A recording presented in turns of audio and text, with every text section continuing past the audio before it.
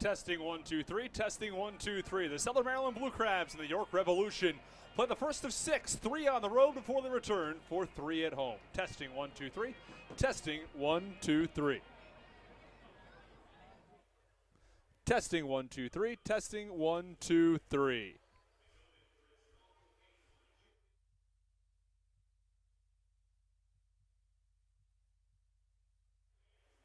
Testing 1, 2, 3. Testing 1, 2, 3.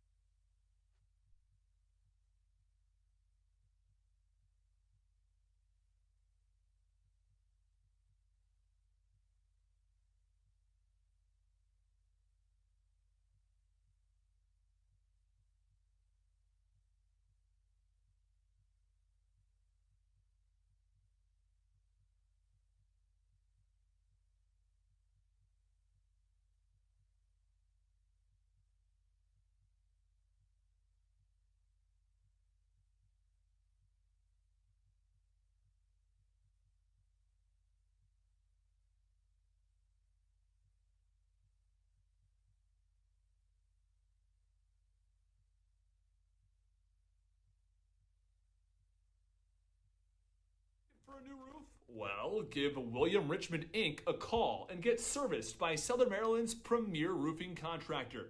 Locally owned and operated, William Richmond Inc. is licensed, bonded, and insured and has a 5-star rating on HomeAdvisor. They care about their work almost as much as they care about your home. Call 443 432 3426 today for a free estimate or go to williamrichmondinc.com. Don't forget to mention the Blue Crabs and save 10% on any service.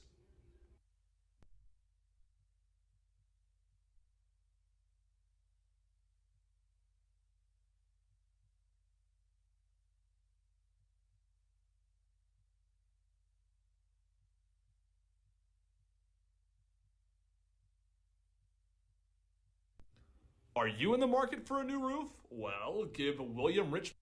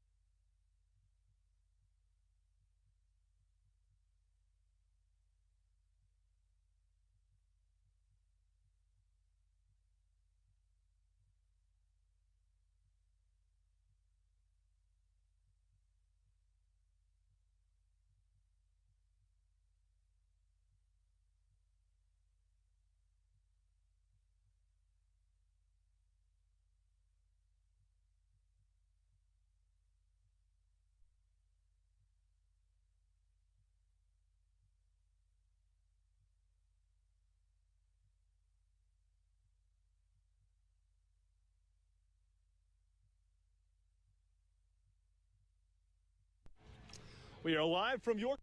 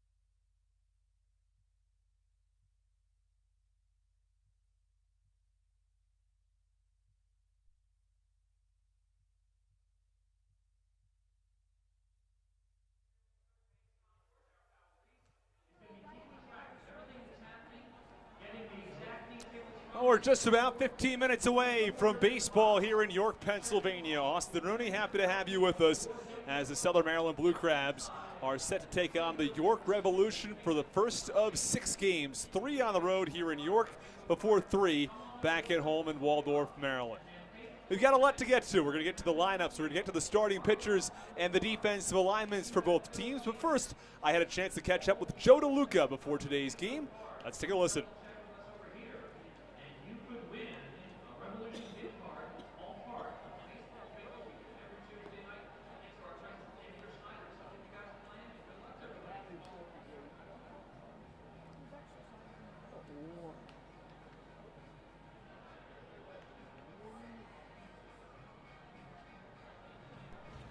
We are live from York, Pennsylvania at Peoples Bank Park. Austin Rooney joined by Blue Crabs catcher Joe DeLuca. Joe, thanks for joining us today.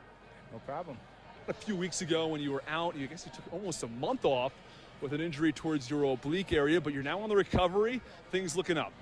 Yeah, so I think it was my last journal entry in my little pitching book was July 16th, and the first game back that I played was in Gastonia, and that was August 16th, so it was a full month. It felt slow in the time leading up to it, but to think that a full month went by is kind of crazy, so I'm happy to be back. Still working through some pain, I guess. You caught me right before the cages, so I gotta see how that feels. But every day is a new day. That off day on Monday really helps out a lot, and my body feels good right now, so we'll see how the cages go. Well, take me through some of those recovery drills you were doing during that month off. A lot of icing, a lot of soft tissue massage, stim. Trying to think what else. I appreciate Lauren for helping me out with that. I'm sure I was a pain in the butt, but just a lot of rest and recovery. There's really nothing that you can do about an oblique because it's not like a hamstring or anything, which I've suffered before and kind of played through. It just sort of, heals on its own. Obviously, there's little things that you can do, like I said, stim and ice and massaging. But with the oblique, not being able to swing, that's probably the toughest thing. That's really the only thing that you can do as far as, you saw me down in the bullpens, and I could sort of catch. Anything outside of my body kind of hurt when it first started. I couldn't run when I first started, but not being able to swing is probably the worst thing, just because there's so much effort that goes into it, and you can't really put a 75% swing on. You can think about it, but most of the time it's a reactive thing, so you can't really tone it down like you could, if you were, like I said, a hamstring where you could run at an 80%. You can feel when you start getting to that threshold. With an oblique and being, swinging from the left side, I can't really control how hard I swing in that moment. That's why I haven't done it yet, and that's why I've been swinging righty on righty. It stinks, but, a lot of guys do it. I'm just out of practice with it. But over the last few games, I feel like I've gotten a little bit more accustomed to it. Obviously, I'm out of practice because I don't think I touched a ball the first game against. I had a decent series against Gastonia, but I was hitting fastballs, and BP. It's just hitting fastballs is what we're meant to do. But adjusting to that curveball and seeing it go away from me was definitely harder for me to both pick up and to, I guess, stay back and be able to drive. So obviously I'm still learning how to do that as we go here, and I'm hoping once I swing right now I can get back to swinging lefty on righty and righty on lefty, so get back to being a normal switch hitter. Well, you talk about that series in Gastonia. It was your first at bat, you said, in over a month. Can you take me through the feeling when you step into that batter's box? Yeah, I was pumped up. I was ready to go. I was nervous. All those things. I was just excited to be back out there. And, I've never been injured before. I've been hurt, but I've never sat out. That was my first time ever sitting out a game because of injury. So I had a lot of energy, and I was, I was my first at bat, my first pitch that I saw, I was definitely a little bit shaky. But, I mean, I've been doing this for a long time, and I feel that, things come naturally, and I just let things happen the way they are supposed to. And, I came away with, I think I went like 3 for 9 against Gastonia. So it felt good. I mean, I got some good pitches to hit.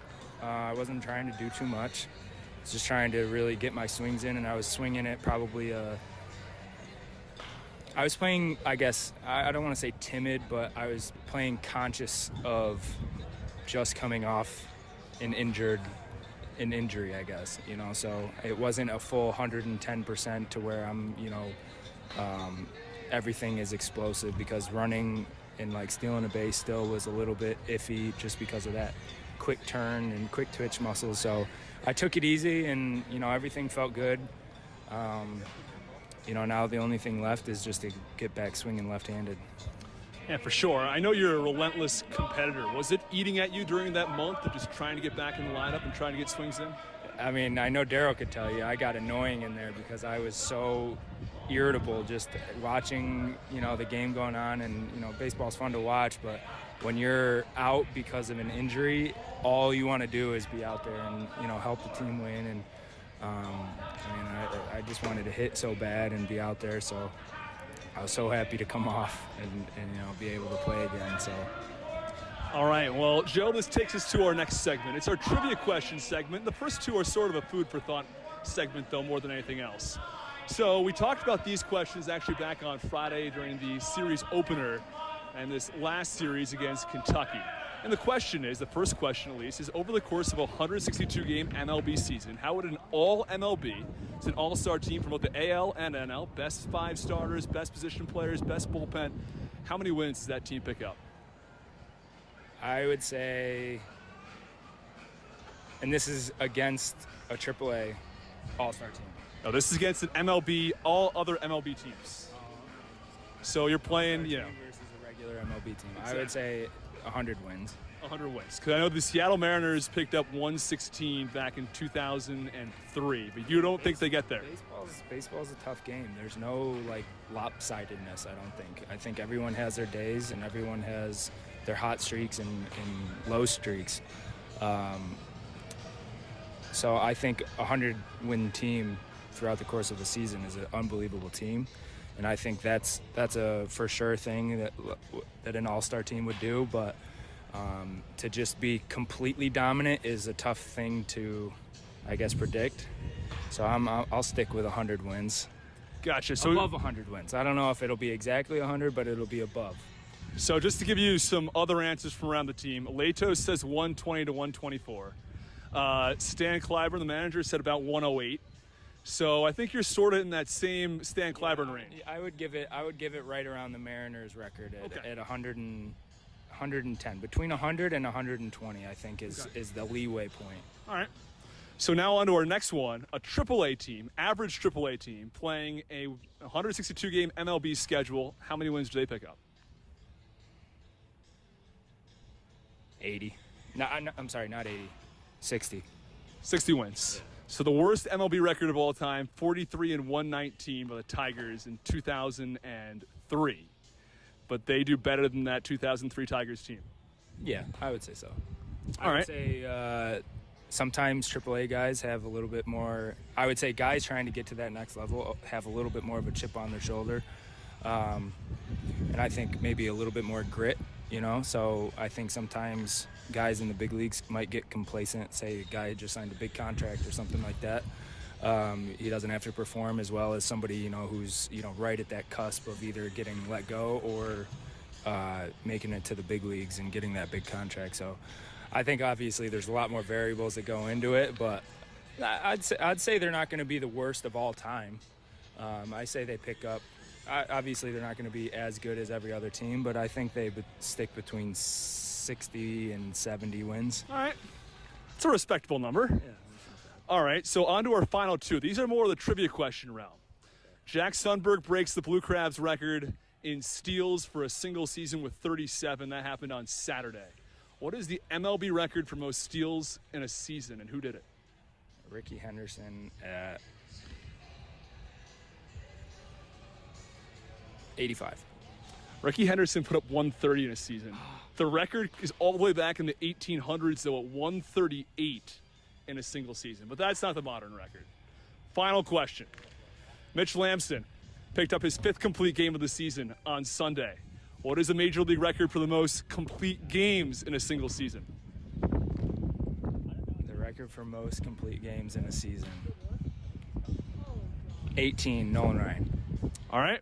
Well, we're going to have to reveal the answer to that one on the broadcast today. Thanks so much, Joe. You're welcome. I appreciate it.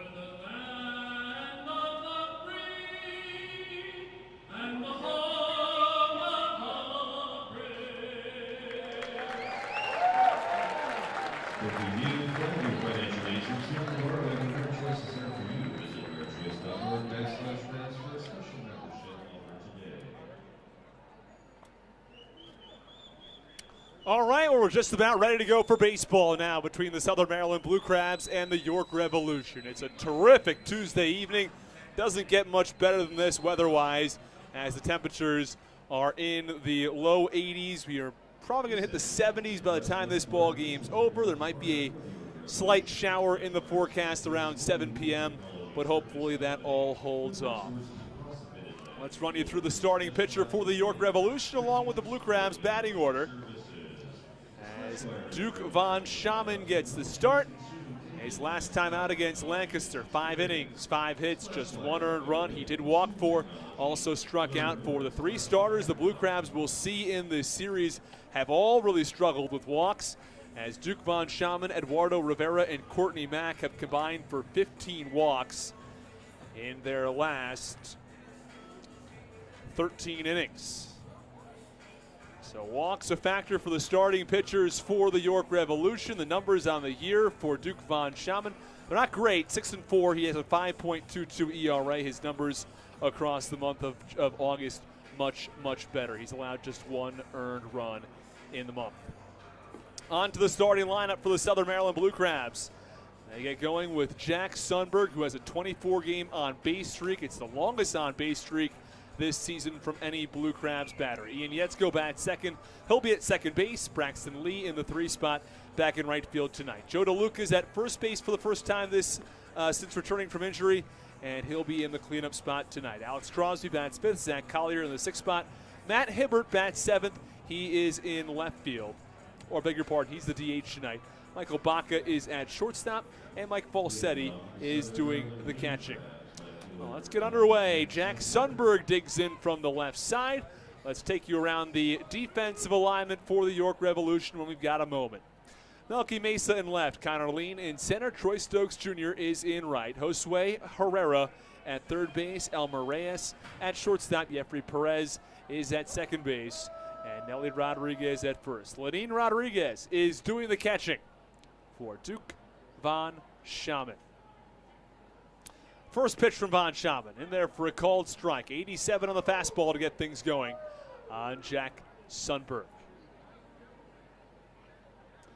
This is a Blue Crabs team, 1-4 in their last 5 games. Pitch, line drive, third base side. This one tailing and finds its way into the seats. In the count, no balls and 2 strikes.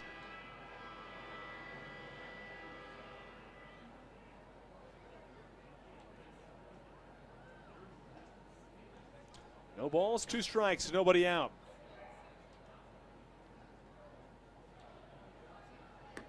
Von Schaman the pitch. That's low. And the count 1-2. Well, we appreciate you joining us in the Hometown Real Estate Broadcast Network. We, of course, welcome any shout-outs you'd like, so just write them in the YouTube chat, and we'll make sure to get to those. Pitch. Just want a slow roller first base side foul on a 79-mile-an-hour breaking ball.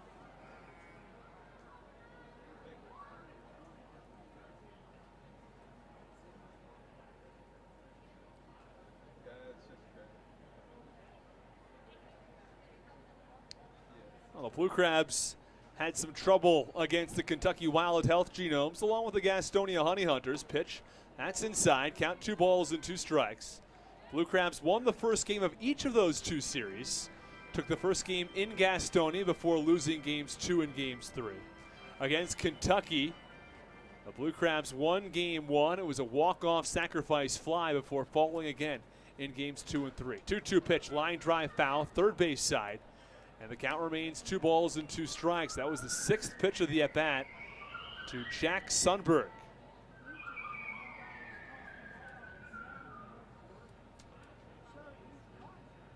The Blue Crabs are going to need to find a way to get more run support in this ballgame. We'll get there in one moment. 2-2 pitch, line drive into left center field for a base hit. Jack Sundberg gets things going for the Blue Crabs. It's a leadoff single, and it extends the on-base streak from 24 games to 25 games for the lefty. And meanwhile, Ian Yetzko will dig in. Well, the Blue Crabs did not score a single run and were shut out by the Kentucky Wild Health Genomes pitching staff on Sunday, in large part due to Max Popsy, who went north of 6 innings, did not allow a single run. Blue Crabs had the bases loaded in the 7th, couldn't find a way to drive a run in, had runners in scoring position on 3 different occasions. The first pitch is away to Ian Yetzko. The Blue Crabs are going to need to find a way to drive runners in scoring position. For the most part this season, that hasn't been a major issue. But over the course of the year, there have been a few games when it's been a major issue. That last one, a critical point of it. Blue Crabs got good pitching from Mitch Lamson. Won a complete game, allowed just 2 earned runs, 8 base runners across the course of the ballgame. But Southern Maryland couldn't find a way to score 2 and extend the game, or score 3 and get a win. Pitch, swing and a miss. And the count 1 ball and 1 strike. In the top of the first inning, nobody out.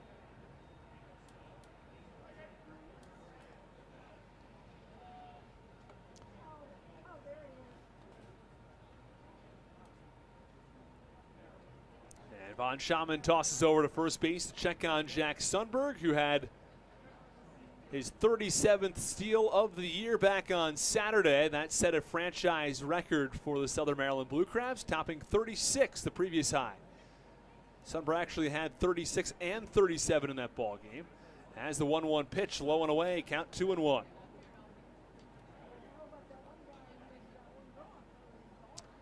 A pitching matchup between Eddie Butler today for the Blue Crabs comes in 10-3. His ERA, it's not low either. It's 4.68, but the record very, very strong against Duke Von Schaman. 6-4, a 5.22 ERA, and the 2-1 pitch, top foul behind home plate, count 2-2. 2 balls, 2 strikes, nobody out at Peoples Bank Park in York, Pennsylvania.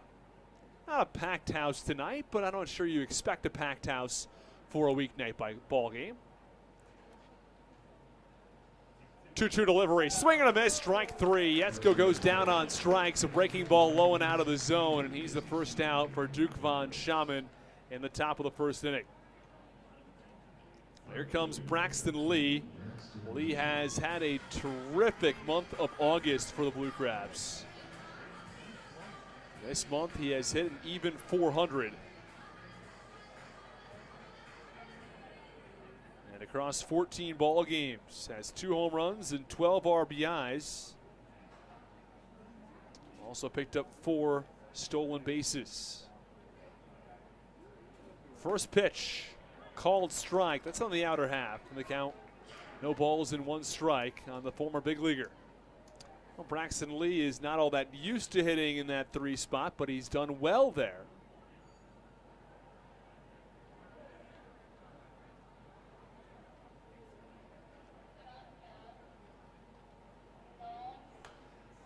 And the pitch, that's foul back. Count 0-2 now as Sundberg, I beg your pardon, as Lee spoils that pitch. Sundberg on first base.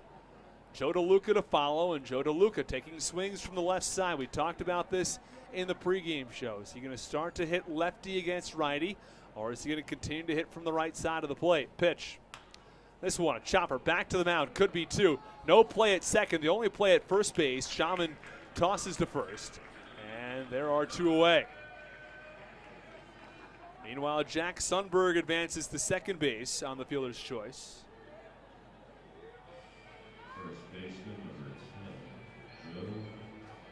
And here comes Joe DeLuca, runner in scoring position with 2 outs. Now Joe DeLuca hit from the right side against right-handed pitchers against both Gastonia, and then as well as the last series against Kentucky, but now he bats from the left side. When we spoke with him before the game, he said, you know, pitchers are going the other way. The curveball goes away from you as opposed to coming toward you. And it's something he doesn't see because when you're facing a lefty, that breaking ball still comes toward you. When you're facing a righty, it comes toward you when you're hitting from the left side. But you don't see the pitches go the other way as the first pitch in there for a called strike and the count 0-1. And he also talked about how you can't really go 80% when you swing a bat. Either it's all there or it's not. And it's sort of like a split reaction. This sort of happens. Pitch. That's low and away. Count 1-1 now on DeLuca. Crosby to follow if necessary. And a scoreless ball game. Runner on second base for Southern Maryland.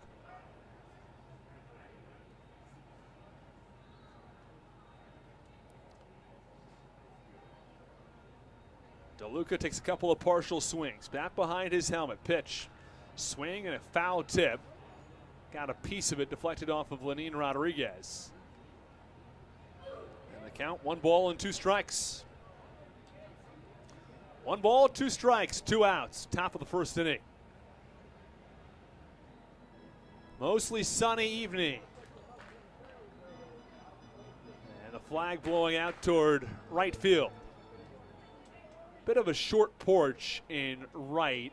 Also, of course, the short porch with the high wall in left. The arch nemesis wall. 1-2. Upstairs in the count 2-2. Nothing like the short porch in right field, though, about 30 minutes away in Lancaster. That's something else. In Lancaster, a home run to right could be 315 feet to right center even. 405 straight away in dead center. Just a touch over 300 down the line in left. Pitch, line drive. Oh, what a terrific catch by the shortstop Elmer Reyes to rob a base hit from Joe DeLuca. Hit that ball on the screws, but he's out number 3 in the top of the first inning. The Blue Crabs pick up 1 hit. They strand 1 at the end of the top of the first inning. This ball game is scoreless. When we come back, it's the York Revolution coming to the plate.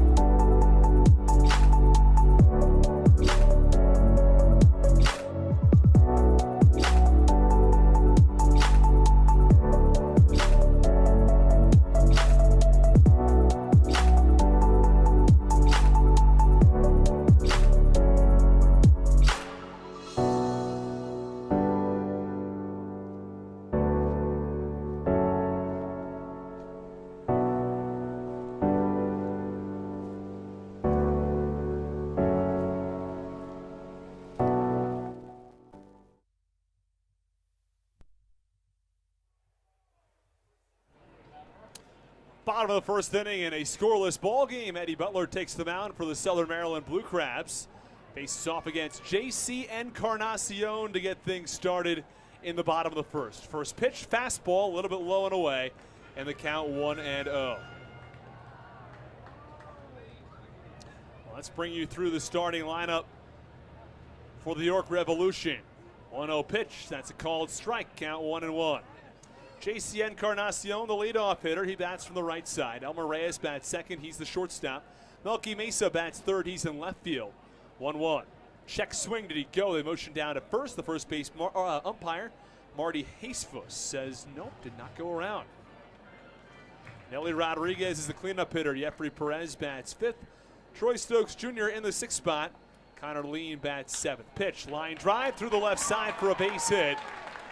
It splits Baca and Crosby between shortstop and third. Nothing they could do, barely moved as that ball had already gotten by him into left.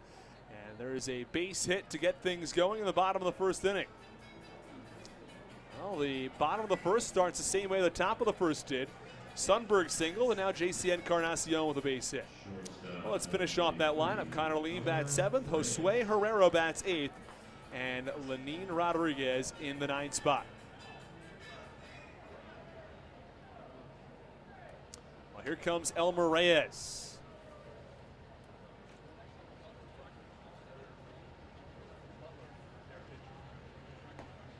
And the first pitch in there for a called strike. Elmer Reyes, a .293 batting average on the season, 9 home runs, 55 driven in. And his last game, 1 for 5 with an RBI.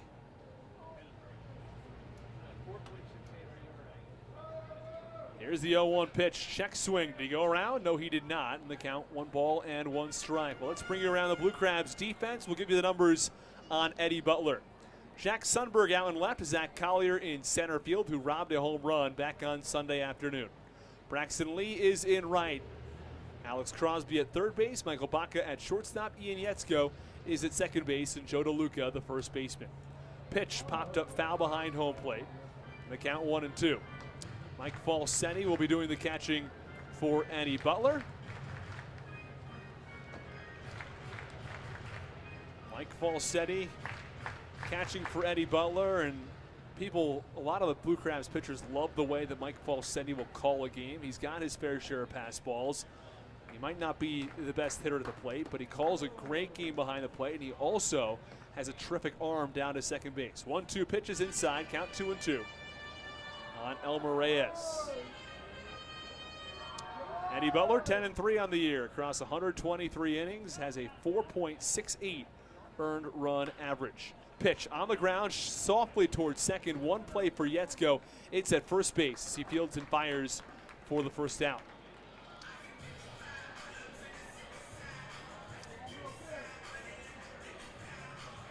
That brings up Melky Mesa. Mesa, a .270 hitter with 13 home runs. Last time out, a 1 for 3 ball game, an RBI, a double, and a pair of walks. This is his 16th year of professional baseball.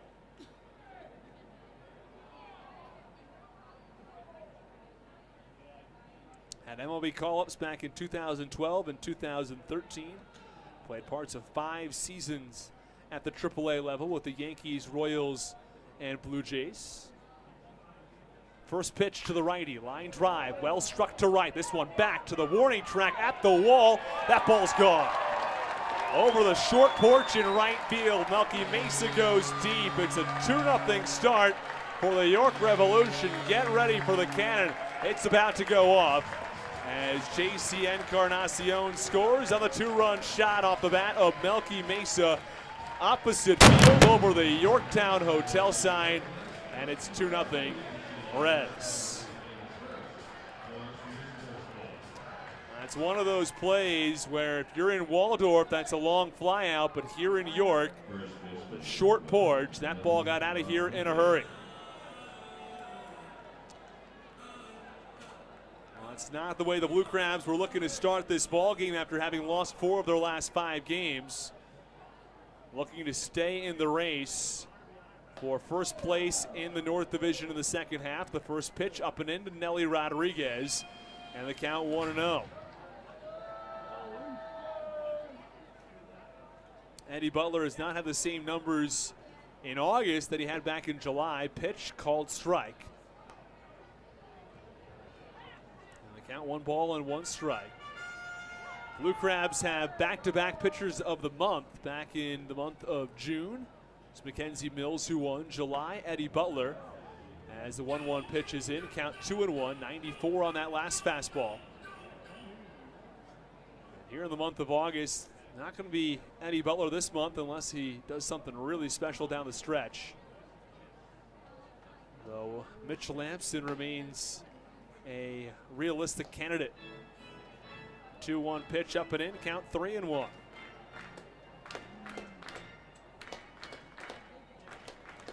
Home run hit 362 feet to right field. Pitch on the ground, foul, third base side. And the count 3 balls and 2 strikes. York 2, Southern Maryland nothing. And Butler has himself a full count. Not a guy that walks a lot of batters. Walks just 28 batters across 123 innings. Average of just over 2 walks per 9. Pitch, that's low. That's in the dirt. It's ball 4, and Ellie Rodriguez has one of those rare walks issued by Eddie Butler. Runner on first base with 1 out in the bottom of the first inning. York already came through with a 2-run home run off the bat of Melky Mesa. And Eddie Butler not out of the woods yet with a runner on first base and still only 1 out for Jeffrey Perez. The home run for Melky Mesa, that's his 14th of the year. And for Jeffrey Perez, he comes in with a .265 average, 6 home runs and 23 RBIs. Last time out, he was 0 for 2. In the last series, 3 for 12. As the pitch tap foul third base side.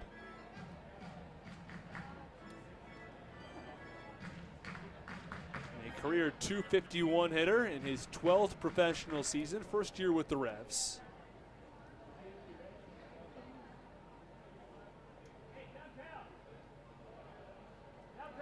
Oh, 1 delivery, low in the dirt, and the count 1 ball and 1 strike.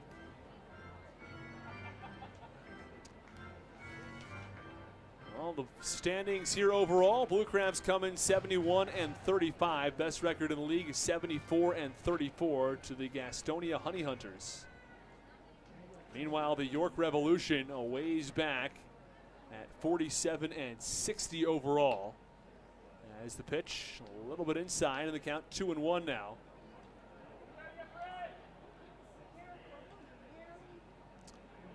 And in the second half, the Revs 9.5 games back for that wild card spot. Also 9.5 games back. Pitch on the ground over to second base. Should be 2 on a second for 1. Back on a first. 4, 6, 3. Double play. And just like that, Eddie Butler ran himself into trouble. Had a runner on first base after allowing the 2-run home run. And he retires the side in a 4-6-3 double play that comes courtesy of Jeffrey Perez. But the York Revolution do damage. A 2-run shot off the bat of Melky Mesa has given the Revs a 2-0 lead after 1.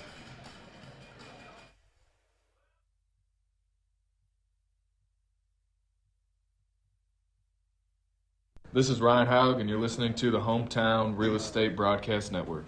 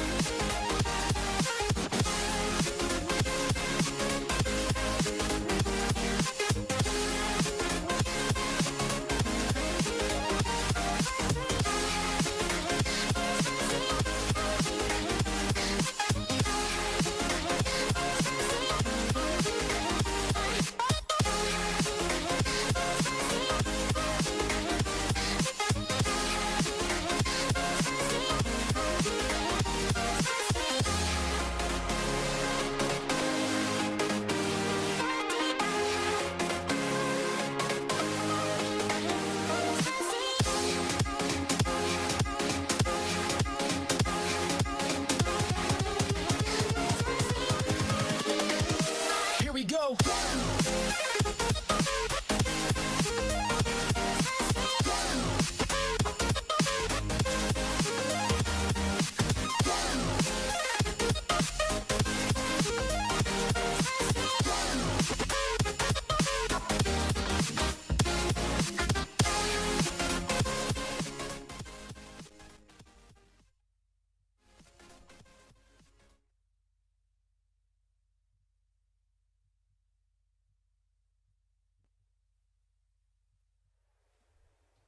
Well, Alex Crosby gets the Blue Crabs started in the top of the second inning. They trail 2-0. Duke Von Schaman, the pitcher for the York Revolution, offers. It's in there for a called strike. And the count 0-1. Not a big fan of that call. Alex Crosby, as he thought it missed off the outside corner. Either way, count 0-1 on the lefty. Pitch, line drive. This one hopper over towards second, or shortstop, I should say. It's Elmer Reyes who fields and fires in time, and there is one away.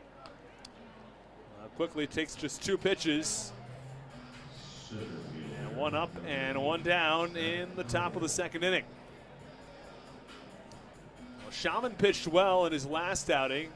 Again, 5 innings, 5 hits. He did walk 4 in that one, but allowed just 1 unearned run.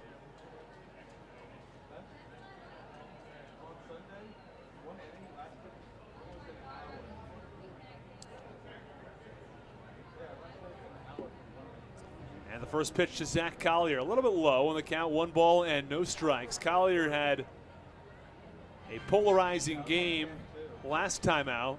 First of all, he robbed a home run, kept the Blue Crabs in it down the stretch, 1-0. On the ground foul, first base side. And the count, 1 ball and 1 strike. And in his final at bat, the Blue Crabs had a runner on base, down by 2 runs. 2-2 pitch was low and away. He checked his swing. According to the third base umpire after the game, Collier didn't go, but the home plate umpire didn't appeal. Instead, he rung him up himself. And the pitch, ground ball right back up the middle for a base hit. And Collier saying, ball don't lie, back to that last game. I should have had a base hit, and you took it away from me. Well, here he has a base hit to get things going in the top of the second inning. Well, back in Game 3 of that series with Kentucky, he robs a home run, gets robbed of a call late in the ball game, but he picks up a 1-out hit here in the top of the second inning. Blue Crabs trailing 2-0 following a 2-run home run off the bat of Melky Mesa back in the first. Inning started with a leadoff single from J.C. Encarnacion, and Melky Mesa went opposite field for the home run. Here is Matt Hibbert. First pitch to the righty. Hard hit, ground ball through the left side for a base hit. Collier goes station to station, first to second. It is a 1-out single. The Blue Crabs with back-to-back singles, and runners on first and second with 1 out. Now Blue Crabs now back to the bottom of the batting order, but Michael Baca's had an up-and-down season. At times, he's hit the ball really, really well, but he's also gone through his fair share of slumps. He is hitting .220, and one of the issues has been he's hit the ball really hard, a lot of different defenders. Hits the ball better on the road than he does at home. A .241 hitter on the road, a .201 hitter at home. One of those weird intricacies of the game when you see some guys. I think it's a lot of times it's just you had a hot streak on the road, and that's enough to make your average significantly better there. First pitch called strike. Count 0-1 on the righty. Following Baca, it'll be Mike Falsetti, the Blue Crabs' third catcher on their roster, but he's getting a lot of playing time in that starting role. We'll get there when he comes to the plate. Pitch, line drive foul, back to the netting in the count, 0-2. Michael Baca, thought of as a defense-first shortstop, somebody who covers a ton of ground defensively. Makes a lot of tough plays look routine. Collier from second, Hibbert from first. Blue Crabs trailing 2-0 in the top of the second inning. Flag waving out toward right center field. As the pitch, big wave and a miss, strike 3. Duke Von Schaman drops the curveball. And Michael Baca swings through it for the second out.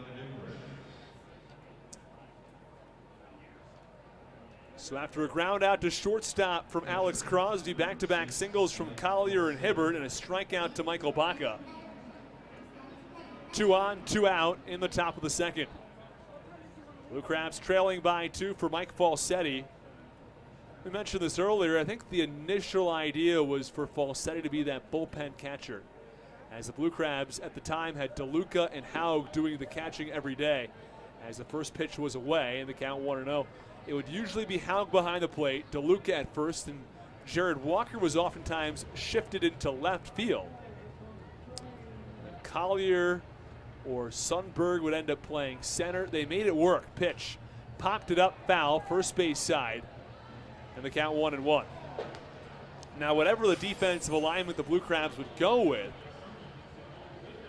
the Blue Crabs would have both their catchers in play, which led to a position player or a relief pitcher doing the bullpen catching. So the Blue Crabs brought Mike Falsetti in. The thought was he'd probably play once a week or so. He'd be out in the bullpen, but that's not been the case. He's been playing about every other night. He's going back and forth with Joe DeLuca, and with DeLuca and Falsetti out of the lineup, or DeLuca and Haug, I should say, Falsetti's been that starting catcher. 1-1 pitch, a little bit low and away. And the way he's called games has been a big factor. The work he's done with his starting pitching staff has been really, really good. Very technically sound defensive catcher. Hits have been coming more recently for Falsetti, as well as the 2-1 pitch inside, and the count 3-1 strike. It took a while for his bat to get going, but once it got going, things were really moving in the right direction. Across the month of August, Falsetti hit .381, 500 on base percentage. Here's the 3-1 pitch from Von Schaman. Upstairs, ball 4. That brings the Blue Crabs back to the top of the lineup with the bases loaded. So Collier to third, Hibbert to second. Mike Falsetti now on first base as he reaches via the walk. And Jack Sundberg, who has one of the Blue Crabs' 3 hits on the evening, will come to the plate.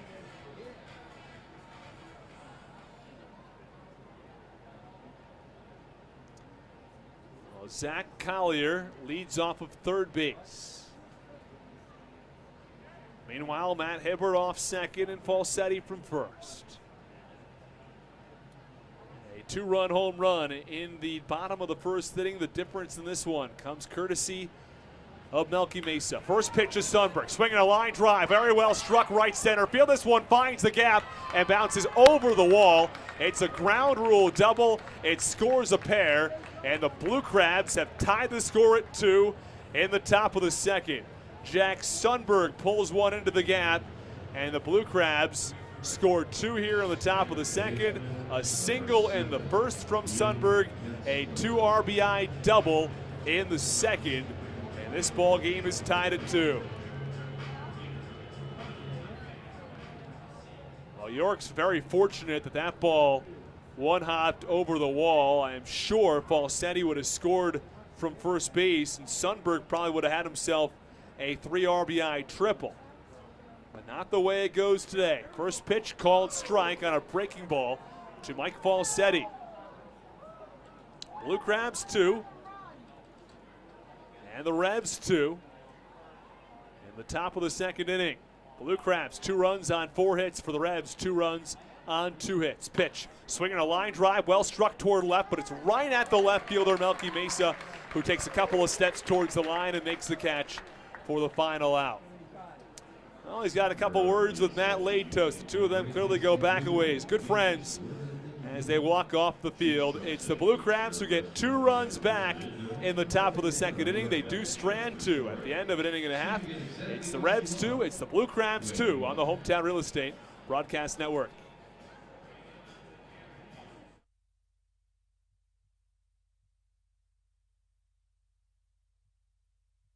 This is Nick Wells, and you're listening to the Hometown Real Estate Broadcast Network.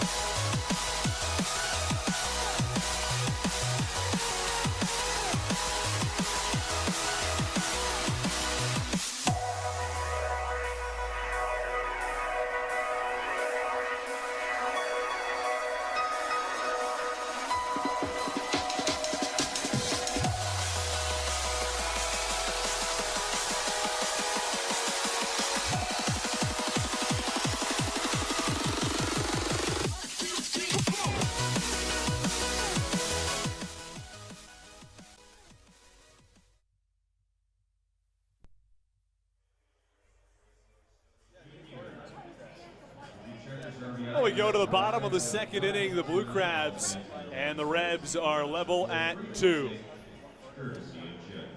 Well, the Southern Maryland Blue Crabs fell behind 2-0 on a 2-run shot from Melky Mesa, but Jack Sundberg played a big role today as the first pitch is low and away, and the count 1-0 to Troy Stokes Jr. Sundberg with a single to get things started in the first inning. Did not come around to score, was stranded at second base, but comes up with a big 2 RBI double. It's an automatic ground rule double. Pitch foul back behind home plate, and the count 1-1.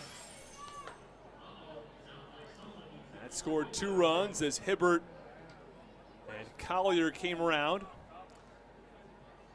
Well, it's actually a funny wording, whether it's a ground rule double, a pitch called strike 2 and the count 1-2, or whether it's an automatic double. A number of places have put the definition very clearly that when it bounces and goes over the wall, it's not a ground rule double, it's merely an automatic double. Pitch, tap, foul behind home plate, count 1-2. Yet Major League Baseball's Game Day app still officially refers to it as a ground rule double. But technically, according to baseball, a number of baseball dictionaries, ball that bounces once and goes over the wall, that's an automatic double as a hard ground ball foul, third base side. And the count 1-2. But, again, a ground rule double is specifically when a ball finds its way into a place that is specific to the ground rules of that ballpark. 1-2 pitch, foul back behind home plate. The count remains 1-2. For example, if it goes into the ivy in Wrigley Field, the ball gets stuck out there, and that would be specific to the ground rules of Wrigley Field. But it still remains kind of unclear. What are the rest of them? Pitch, line drive into shallow center field. That's a base hit. Troy Stokes Jr. finds himself aboard with nobody out in the bottom of the second inning. Well, here comes Connor Lean. Connor Lean, the former Blue Crab, does not hit with batting gloves. Instead, he puts both of his hands in the dirt, right in that batter's circle, smacks them together, gets ready to play. I mean, I'd have to imagine he thinks it gives him a better grip on the baseball bat. 1 on, nobody out. Bottom of the second in a 2-2 ball game. First pitch called strike. That's on the inner half, and the count 0-1. Butler's fastball has been 92 to 95 today.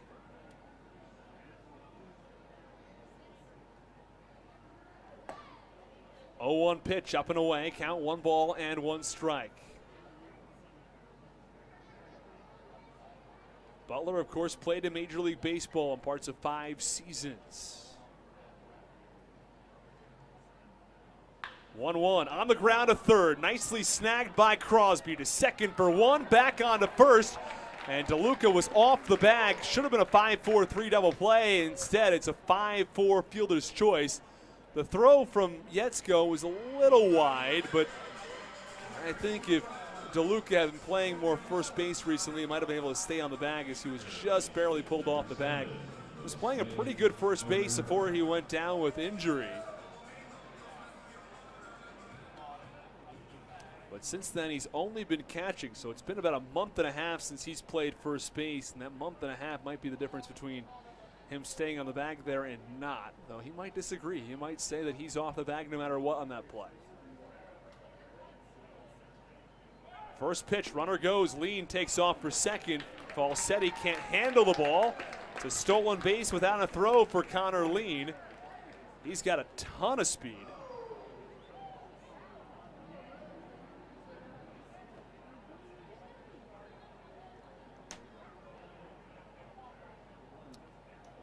Runner on second base and 1 out.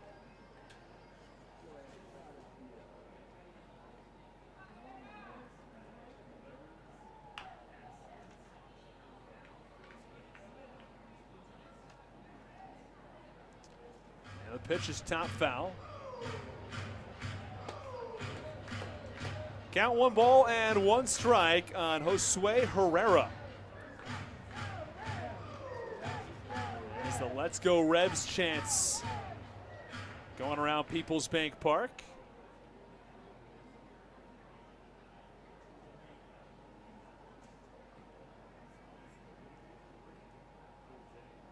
Lean has played with 3 teams this year. It was just his 8th stolen base of the season. Pitch, line drive through the right side, a base hit into right field. Lee comes up firing. Throws cut off by Joe DeLuca, but Lean's not going anywhere. And so there's runners on the corners with 1 out.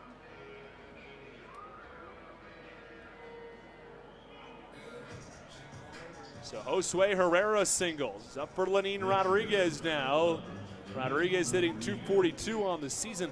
The highest batting average on this York Revolution team. .292, Elmer Reyes. No one else hitting north of .290. Just one other hitter hitting north of .275. This is not a team that hits for contact all that well. They've got a couple power bats strewn across the order.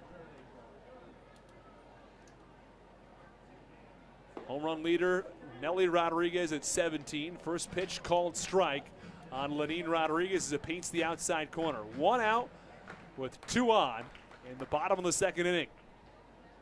Blue Crabs 2 and York 2. Rodriguez with 7 home runs. Pitch, line drive into right field. It's a base hit. Lean scores from 3rd. Encarnacion, I beg your pardon, that's Herrera. 1st to 2nd. There are 2 on with 1 out and a run in here in the 2nd inning. Well, the ability for Connor Lean to run well down that line forced Yetzko to throw the ball quickly on what normally would have been a very, very routine 5-4-3 double play after that ball was hit like a rocket over to Alex Crosby at 3rd base. So it's normally a routine 5-4-3 double play. The throw forced Joe DeLuca off the bag. Instead, Connor Lean reaches. Pitch, line drive. This one well struck to left. Falling fast. It falls in foul territory. Foul ball. Oh, that ball very close down that 3rd base line. We don't really have a good view of it from here in the booth. Very, very close. The home plate umpire Dave Shirk made a call pretty quickly and emphatically that ball was foul.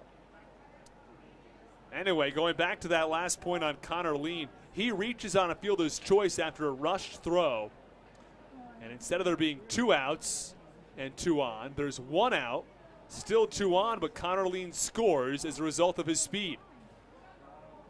3-2 in favor of York. Pitch, ground ball over to short. Throw to 2nd for 1. Back on to 4th. Again, the throw offline. And there are runners on the corners. And 2 outs. So a fielder's choice this time from J.C. Encarnacion. As Lenin Rodriguez out at 2nd. Meanwhile, Josue Herrera over to 3rd base. 2 outs, 3-2 York. Here comes Elmer Reyes. He's 0 for 1 today. Grounded out to 2nd base in his lone at bat. As we inch towards 7:15 in the evening. Reyes to be followed by Mesa. Runners on the corners and 2 outs. Eddie Butler's found himself in some trouble this evening. First pitch low and the count 1 ball and no strikes. Butler was 5-0 across the month of July. Earned him the pitcher of the month. But here in August, it's been a little bit of a different story. His ERA in August coming in 4.41, now close to 5.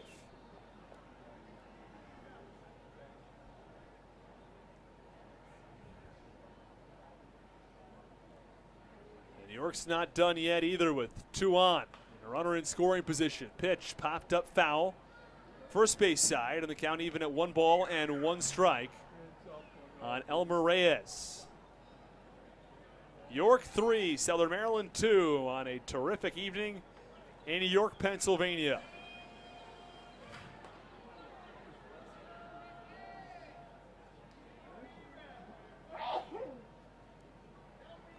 Here comes the pitch, swinging a foul tip into Reyes, or into the mid of Falsetti, I should say, on an 80-mile-an-hour curveball. The count 1-2. Well, no matter what the mindset here is from Falsetti and Butler and them working together, it's 3 straight curveballs now for Butler. You have to wonder, is You a little worried about that fastball? Maybe it sets up the fastball 1-2. Pitch, line drive foul, first base side. Encarnacion was on the move on the pitch. And the count remains 1-2. The hit and run very well may have been on.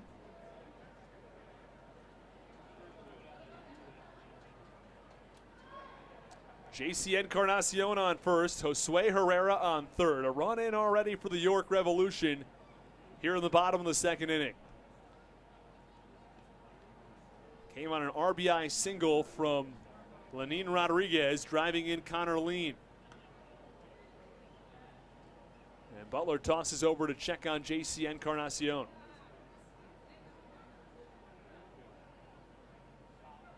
We'll give you some updates around the Atlantic League in the top of the third inning. Also some scores from around Major League Baseball as well. First, the 1-2. Low in the dirt, count 2 balls and 2 strikes. Well, the Blue Crabs, next 6 games will be against the Revs.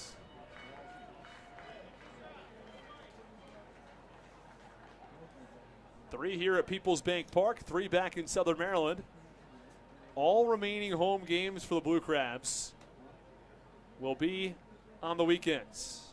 Friday, Saturday, Sunday. Pitch, swing and a miss, strike 3. Eddie Butler went off speed upstairs, and Reyes was way out in front of it, and that ends the bottom of the second inning.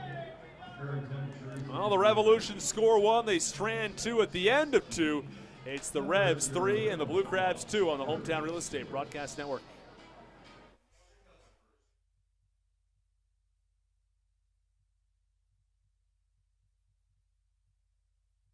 This is Ian Yetzko, and you're listening to the Hometown Real Estate Broadcast Network.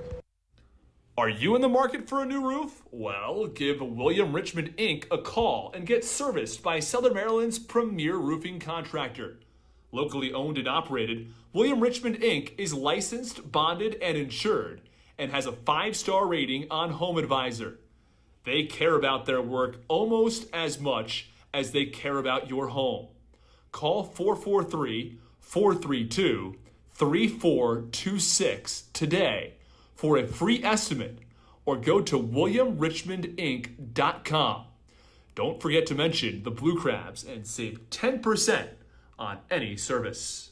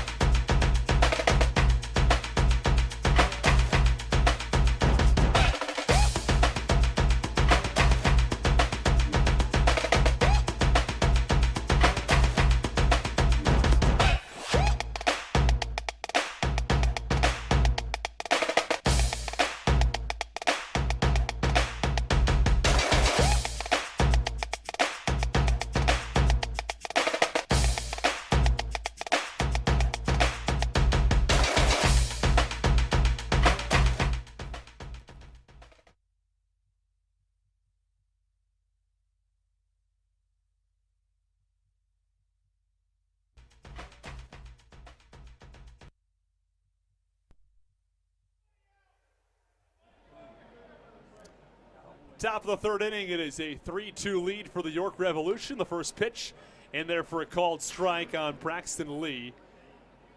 And the count 0-1.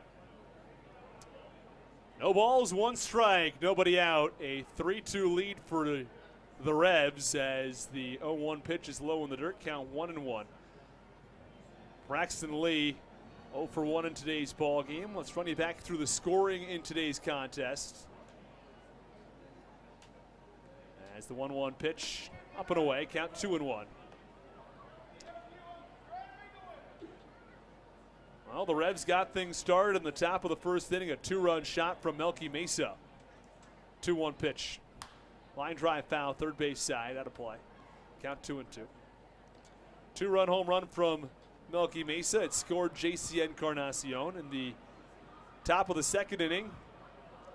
Blue Crabs had back-to-back singles, put runners on first and second. Mike Falsetti later walked, and a 2 RBI double from Jack Sundberg scored a pair. Pitch, line drive right at the center fielder. That's Connor Lean, who only has to take a couple of steps back and make the catch for the first down. One away in the top of the third. Here comes Joe DeLuca. DeLuca lined out to the shortstop Elmer Reyes in his first at-bat.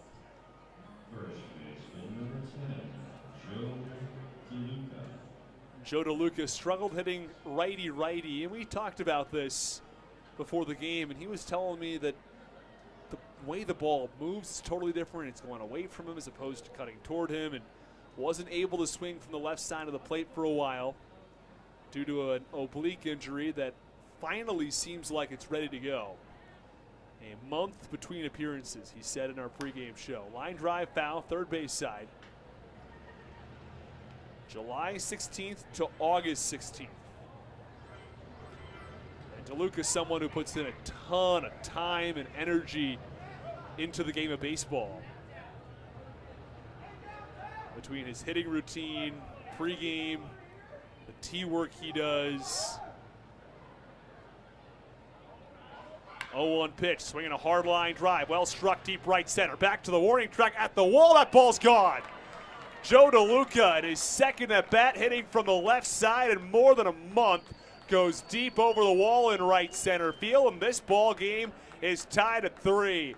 Oh, what a welcome return to the lineup for Joe DeLuca heading out of that cleanup spot, and he gives the Blue Crabs their first home run of the game and ties the score at 3 in the top of the third.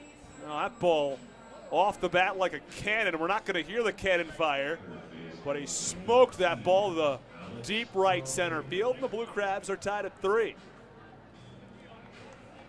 Be a nice courtesy.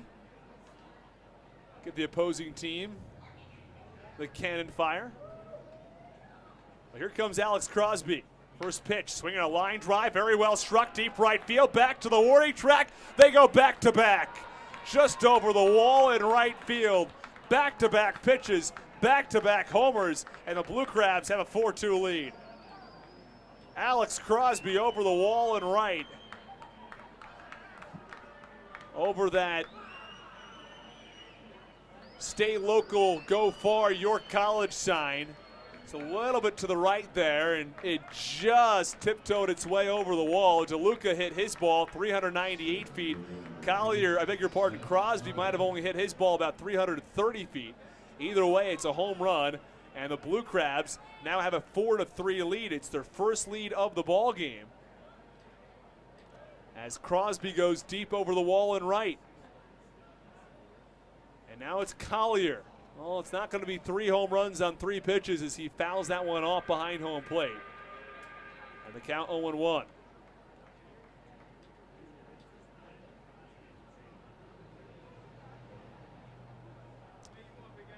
Alex Crosby hits his ball 347 feet to right field. Exit velocity also north of 101. Pitch, called strike. And the count 0-2 as that one comes on the inside half of the plate.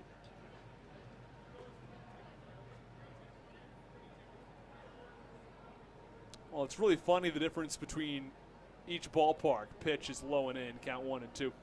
The Blue Crabs have their right field fence extremely deep. It's about 375 or 380 to hit the ball out and right. Joe DeLuca's 398-foot home run, that's a toss-up to whether that ball gets out at the Reagan Waldorf. It's a really, really close. It might go off the wall in center field. And that batter's eye is a little bit deeper. It extends a little bit further than it does here in York. But Crosby's ball definitely does not get out of the ballpark. 1-2 pitch, low and in, count 2-2.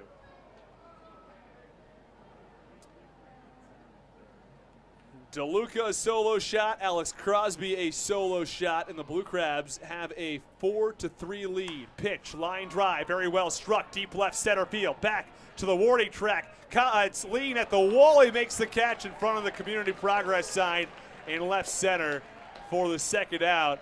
The Blue Crabs very nearly went back to back to back. But Collier is retired on a very deep fly out to left center field. Either way, again, very well struck. Now that ball might get out at the Reagan Waldorf, as the left field wall is not all that deep, and Collier really gave that ball a ride down the left center field alley.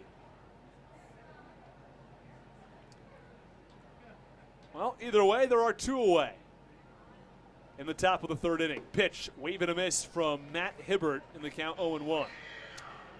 Well, the Revs scored the first 2 runs of the game, a 2-run shot from Melky Mesa. Since then, a 2 RBI double from Jack Sundberg tied it. The Revs took a 3-2 lead on an RBI single from Lenin Rodriguez. Back-to-back home runs, though, from DeLuca and Crosby have put the Blue Crabs on top for the first time, 4-3. 0-1 pitch, that clips the outside corner, count 0-2. And the Blue Crabs not a team that typically struggles after allowing the first run of the ball game. In fact, they're nearly 10 games over 500 when allowing the first run. Here's the 0-2 pitch to Hibbert. That one fouled back. And the count remains 0-2. The Blue Crabs, not a particularly good team when scoring the first run. Their numbers just around league average, a little above league average, at 20 games over 500 in that mark. But that's rather mundane. You score the first run, you expect to win the ball game. Blue Crabs allow the first run, they still usually win the ball game. Oh, a 1-2 pitch. That one came up and in and hits Hibbert on the left arm. And there's a runner on first base with 2 outs. Matt Hibbert has now reached base on back-to-back at-bats. And Duke Von Schaman has clearly run himself into some issues here in the third. A pair of homers, a deep fly out to center field.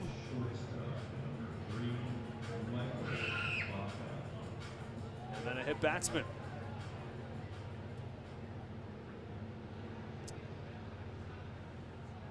All 3 of those balls hit by DeLuca, Crosby, and Collier had an exit velocity north of 100. 100.6 for Collier, 101.8 from Crosby, and 101.5 from DeLuca. First pitch, tap foul, first base side, off the bat of Michael Baca.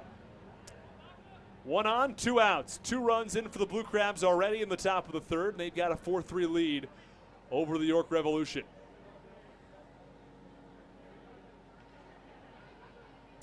Baca to be followed by Falsetti if necessary here in the inning. The pitch count getting quite high on Duke Von Schaman. Pitch, line drive, right at the second baseman, Jeffrey Perez, and that ends the top of the third inning. Von Schaman's thrown 56 pitches. The Blue Crabs score a pair of runs in the top of the third. They've got a 4-3 lead. When we come back, the Revs come to the plate on the Hometown Real Estate Broadcast Network.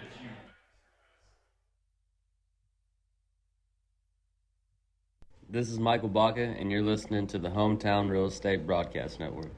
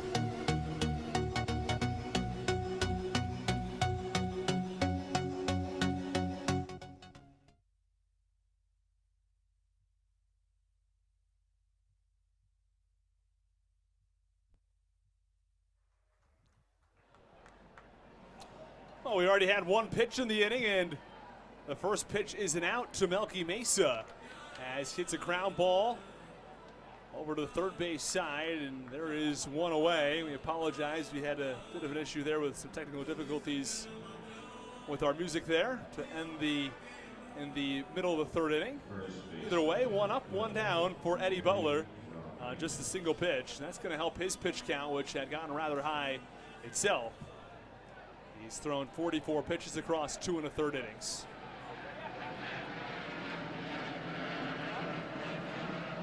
And the first pitch. Inside, and the count 1 ball and no strikes on Nelly Rodriguez.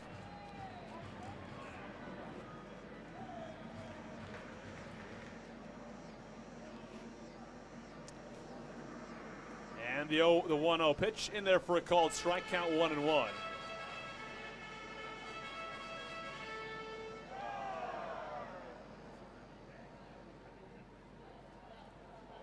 1-1 delivery. Swing and a miss, count 1-2.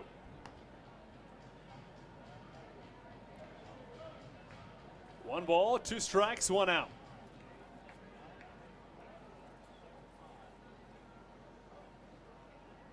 One-two delivery comes inside. Count 2 balls and 2 strikes. Glad to have you with us on the Hometown Real Estate Broadcast Network.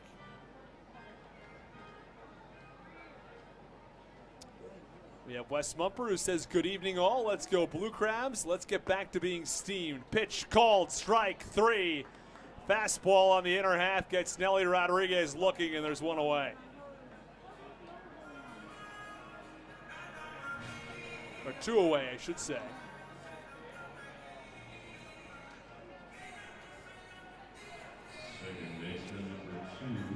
Susan H. says happy birthday, Braxton. It is Braxton Lee's birthday. We were originally going to get him for our pregame show today.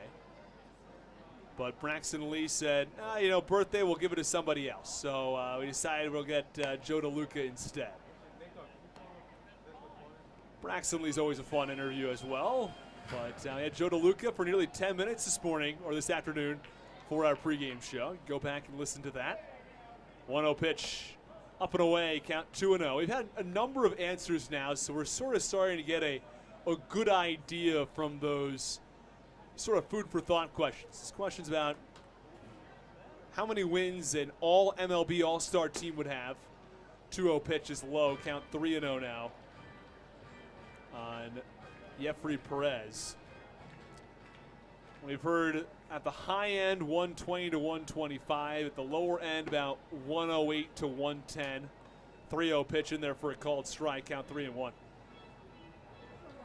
And then most people are saying that AAA team gets about 60 wins. 3-1 pitch, line drive, left center field. Long run for Collier. He's on the run. He makes the catch in front of the warning track for the final out. Jeffrey Perez serves it the other way, but Zach Collier there to track it down and end the bottom of the third inning. Well, the Blue Crabs have a 4-3 lead at the end of 3. When we come back, it's the top of the 4th inning. The Blue Crabs look to extend that lead on the Hometown Real Estate Broadcast Network.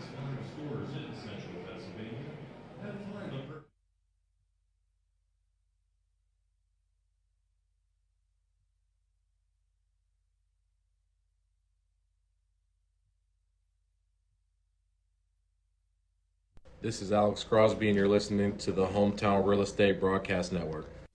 At Fairway Independent Mortgage Corporation, mortgages are what they do, not who they are. Fairway Mortgage Corporation is a proud partner of the American Warrior Initiative. A key part of this initiative is to educate, encourage, and inspire Americans to give back to our military. Visit their website at www.americanwarriorinitiative.com for more details. Our military fought to protect the American dream. Let's help them live it.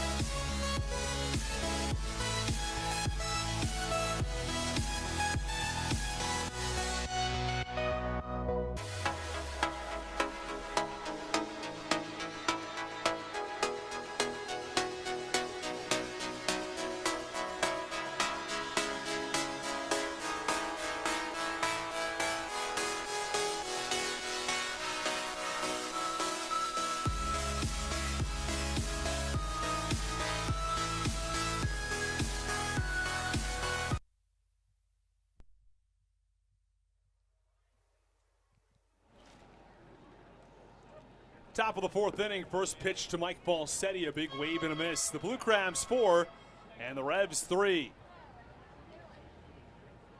The offense clicking for Southern Maryland here in the fourth inning as the Blue Crabs have scored 2 runs in each of the last 2 innings. 0-1 pitch, a wave and a miss, count 0-2.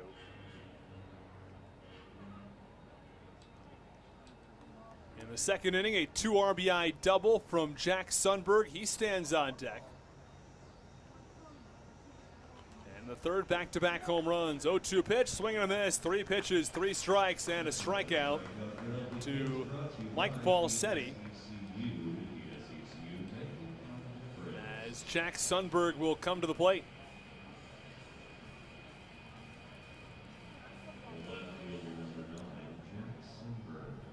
Here comes Jack Sundberg. On the year, hitting .264 after a pair of hits. Playing some of his best baseball of the season. He got off to a red-hot start in the month of April and May, but things really cooled off across June into July. Pitch, well struck, left side, foul. And the count 0-1. He really started to get things back on the right track toward the end of July. And here in August, Sundberg has been remarkably consistent to the extent that he has a 25-game on-base streak currently in progress. Pitch, well struck, deep toward right field. Back to the warning track, and one hops, and it's going to go over the wall yet again for an automatic double. Sundberg with back-to-back doubles, and his third double of the his third hit of the ball game.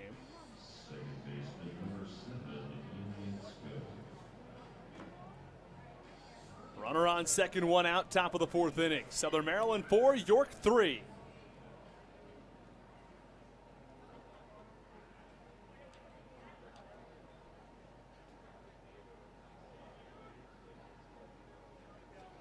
And Yetzko at the plate.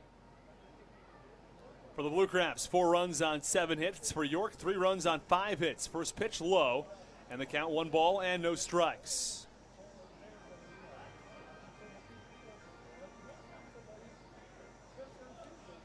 Sundberg's batting average up to .266. Hitting north of .315 across the month of August. Pitch, ground ball. It's a slow roller over to shortstop.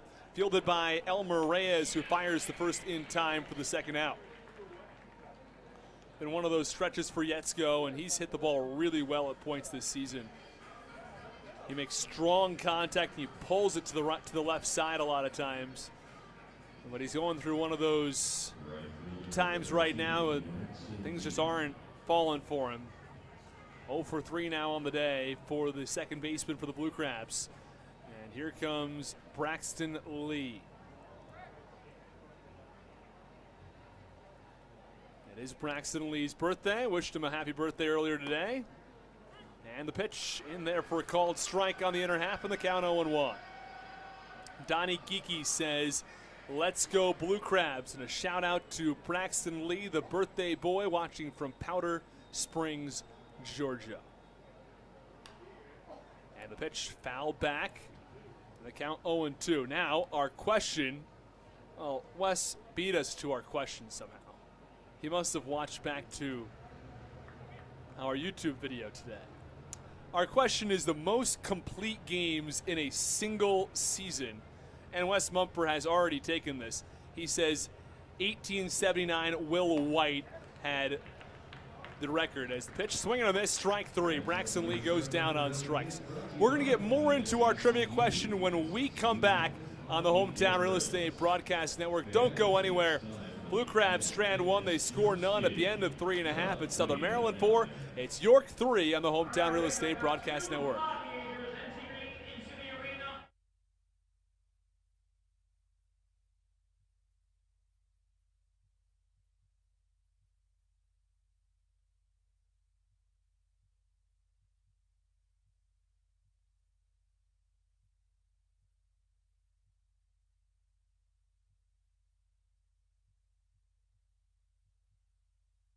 This is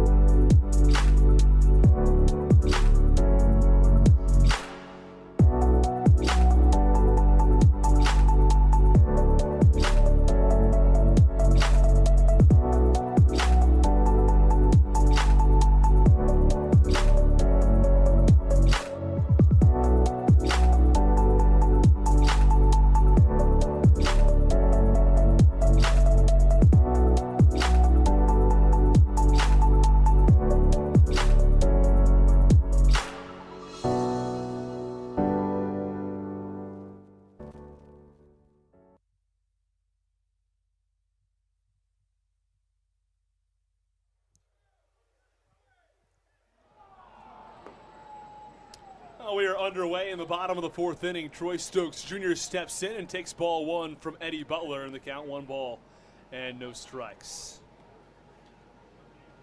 1-0 delivery. Swinging a hard line drive. Third base side. That ball falls foul. Down that left field line. Sundberg, I don't know if he knew it was foul or not. He fired into the shortstop Baca either way.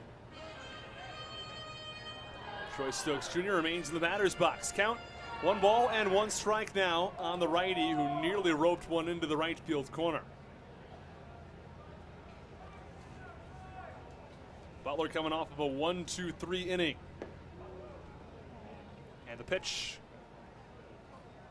called strike in the count. 1 ball and 2 strikes.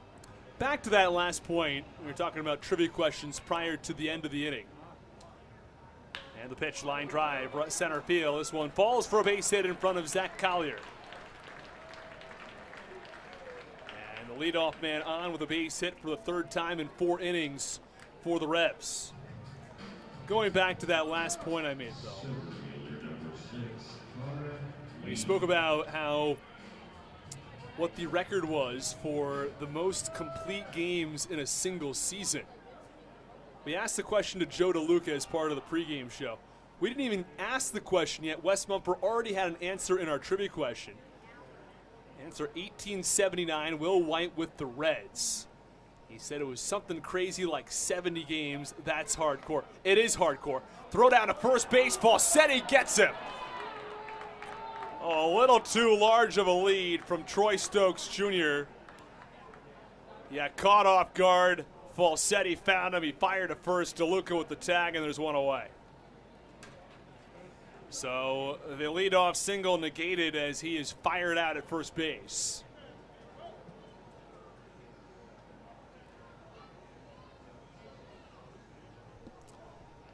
Runner on, or base paths are empty. 1-0 pitch, swinging a high pop-up. It's the third baseman, Crosby, who drifts into foul territory and makes the catch overhead. There are 2 away.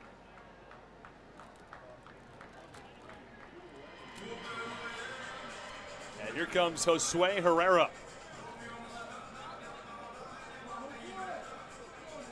Well, either way, with 2 away in the bottom of the 4th inning, the numbers, the pitch count for Eddie Butler, much, much lower. Just 60 pitches now across 3 2/3 innings. I want to get back to that last point, though, about the record for the most complete games in a single season. So that's going to get to our second part of our trivia question tonight. First pitch is low to Herrera. So Wes Mumper is right. As the pitch One hopper over to short. Fielding the backhand by Baca. Throw to first in time and nicely picked by DeLuca for the out. Will Wright does have the most complete games in a single season with 75 across 680 innings that year. Well, it's the end of the fourth inning. We're going to stay here for the trivia question, though. So Will White has the most complete games in a single season with 75. The question, though, is who has the most complete games in a single season post-1950? So 1950 or more recently, who has the most complete games in a single season? We'll reveal the answer to that question in the bottom of the sixth inning. So don't go anywhere when we come back. It's the top of the fifth inning. The Blue Crabs still have a one-run lead. You're listening to Blue Crabs Baseball on the Hometown Real Estate Broadcast Network.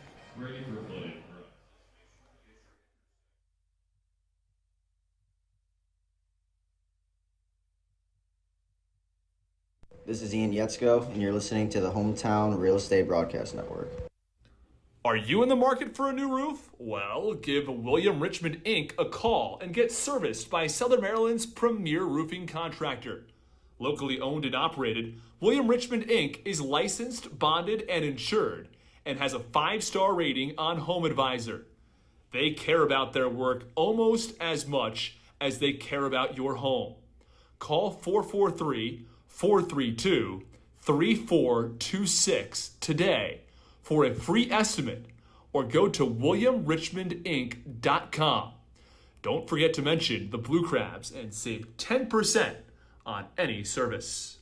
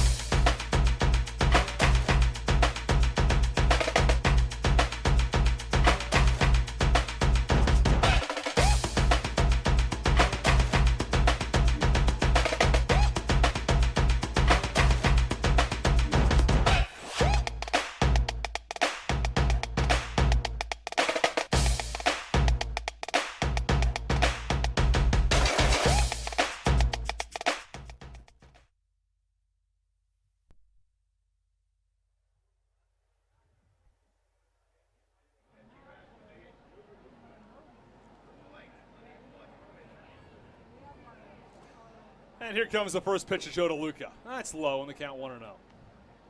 1 ball, no strikes, nobody out with the base paths empty. DeLuca followed by Crosby. And thereafter, Zach Collier. In the top of the fifth inning. Last time up for DeLuca and Crosby, back-to-back home runs. For DeLuca, 398 feet to right center, not feet. 1-0 pitch is low, and the count 2-0. And then Alex Crosby, a solo shot over the wall in right field. That measured 344.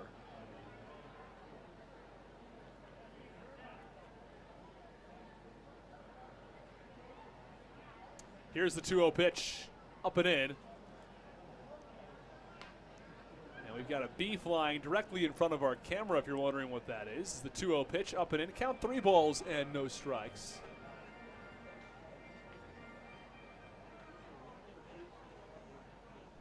Base paths are empty. Blue Crabs ahead by 1. 3-0 delivery. That's a called strike. And the count 3-1.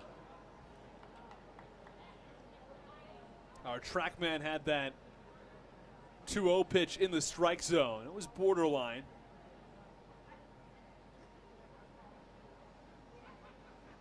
Von Schaman, 3-1. Wave and a miss at a breaking ball.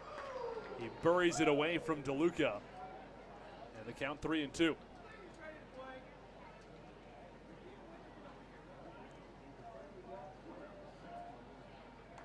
Eddie Butler is topped out at 96 tonight. Average north of 93 on the fastball velocity. And the 3-2 pitch, that's low, it's ball 4. So DeLuca walks, takes 5 pitches for Duke Von Schaman to throw the walk here in the top of the 5th. He got lucky, had a really quick top of the 4th inning, which saved his pitch count as he's only thrown 72 pitches across 4+ innings. So Von Schaman, unless he runs into trouble by allowing a lot of runs here in the 5th, he should be able to escape without having a major issue with pitch count as far as getting through 5 innings of work is concerned.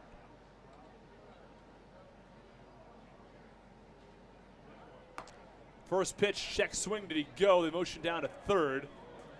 And third base umpire Doug McFarling, who's not anywhere near third base, said he didn't go.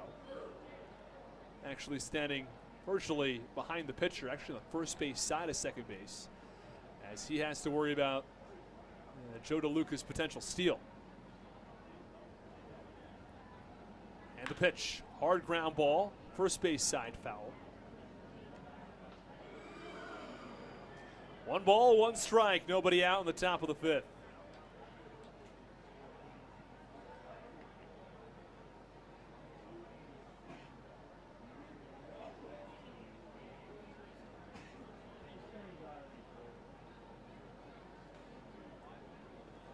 And the pitch, that's away, and the count 2 balls and 1 strike.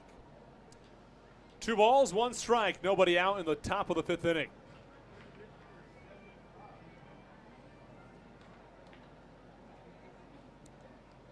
Joe DeLuca, a short lead off of first base after reaching on a walk moments ago. 1 for 2, a home run and a walk for DeLuca so far today. 2-1 pitch, popped it up in shallow left field. Long run for Melky Mesa, who comes in and makes the catch, now firing toward first, but DeLuca scampers back to the bag.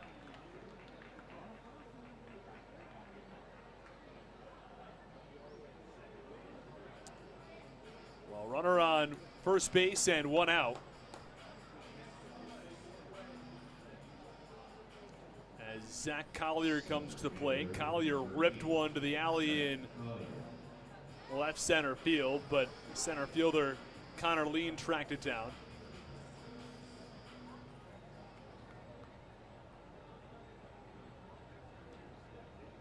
One away in the top of the 5th inning. The Blue Crabs ahead 4-3.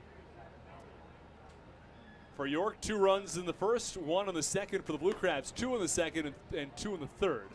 As the first pitch to Collier is away and the count 1-0. The runs for York, a 2-run shot from Melky Mesa and an RBI single from Lenin Rodriguez. For the Blue Crabs, a 2 RBI double from Jack Sundberg. And back-to-back home runs. And the pitch, swinging a line drive, foul, first base side. And the count 1-1 now on Collier. The other runs, back-to-back home runs from DeLuca and Crosby. Came back in the 3rd inning.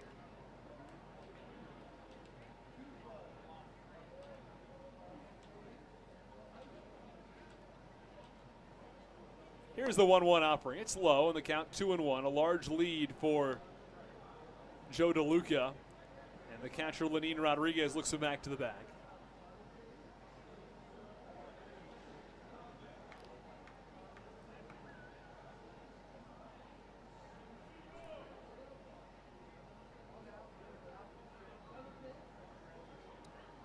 Pitch to Collier. That's low. And the count 3 balls and 1 strike now on Collier. Well, strikes have been a bit of an issue so far for Duke Von Schaman here in the 5th. Walk to DeLuca. It's behind 2-1 on the count to Alex Crosby, and now behind 3-1. The count to Zach Collier. That pitch count eclipses 80 pitches now. Pitch. That's a called strike. Really good looking pitch that time from Duke Von Schaman, who attacks the strike zone.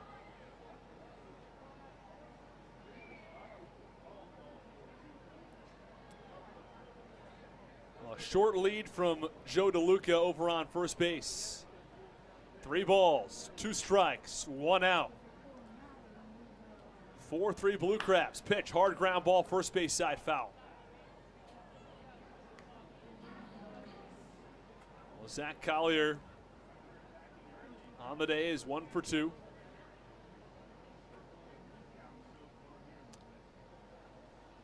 Had A ground ball single up the middle, his first time out. Roped a ball to the gap in left center, but tracked down by the center fielder Connor Lean. That ball nearly left the ballpark. Pitch, swinging a high fly ball, center field, straight away. Connor Lean now takes a few steps to left center and makes the catch for the second out. So after the leadoff walk to Joe DeLuca, back-to-back outs, a fly out to left, a fly out to center. And Matt Hibbert comes to the plate.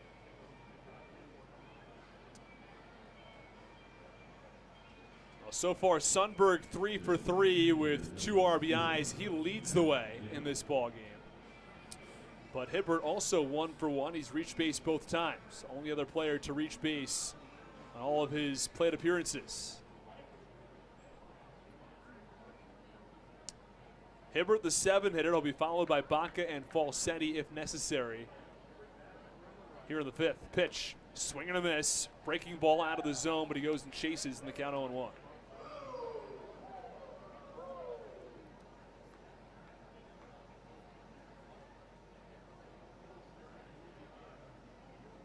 Hibbert taps his bat against home plate a couple of times. Now here's the pitch, called strike, count 0-2. Von Schaman attacking the zone after falling behind in the count to 3 consecutive batters. No balls and 2 strikes on Hibbert. 0-2. Low, count 1-2.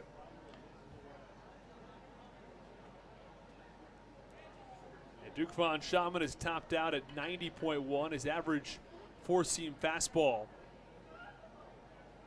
has been at 88.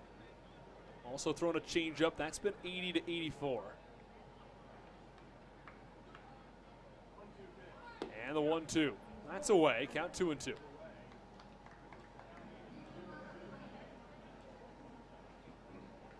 Reset scoreboard. Score.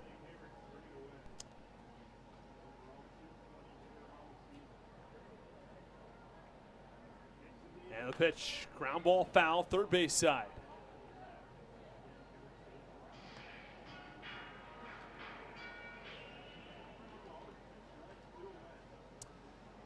Two balls, 2 strikes, 2 outs. Top of the 5th inning, a 4-3 lead for Southern Maryland. DeLuca on first after walking to get things started.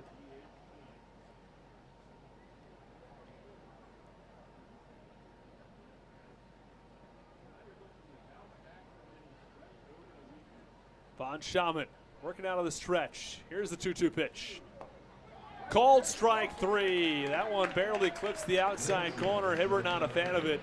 Either way, the home plate umpire Dave Schink rings him up to end the top of the 5th inning. We're halfway done here in York, Pennsylvania. And the Southern Maryland Blue Crabs still have a 1-run lead over York when we come back on the Hometown Real Estate Broadcast Network.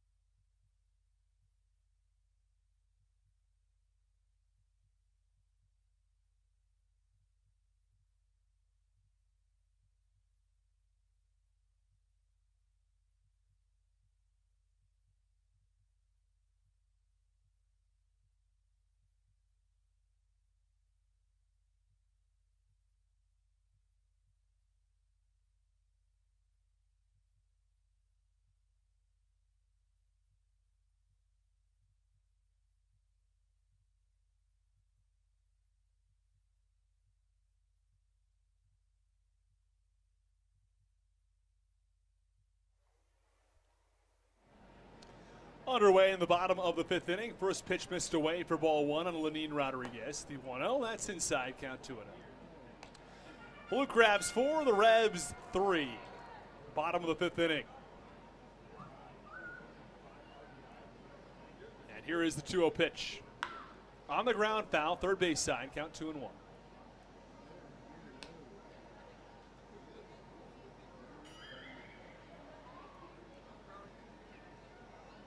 Blue Crabs, 4 runs on 7 hits. For the York Revolution, 3 runs on 6 hits.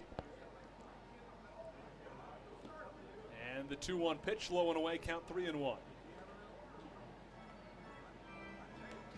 Eddie Butler had thrown 44 pitches across the first 2 innings of work. Across 4, he's thrown just 64 pitches.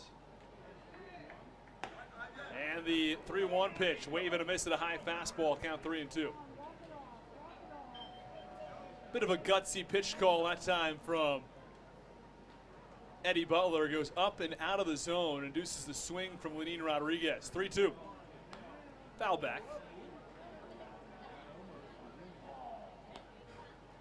I'd imagine that Rodriguez thought it was a fastball middle, but when it's got a little extra heat there on that pitch upstairs, almost seems like to the batters that the pitch is actually speeding up. It's not, but it seems like it is.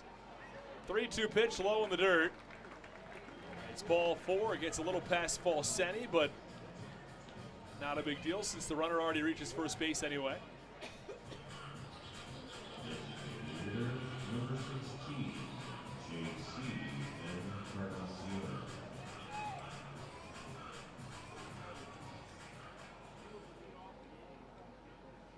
JC Encarnacion comes to the plate.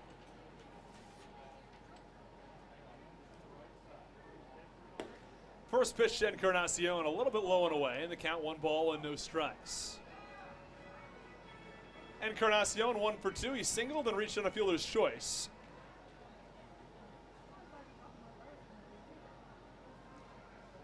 And the pitch, hard ground ball, foul, third base side. Crosby barely flinched.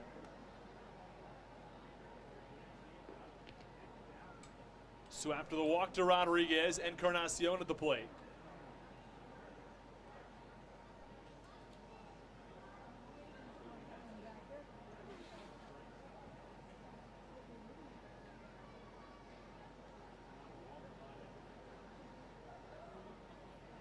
Roniel Rowdy is warming up in the bullpen.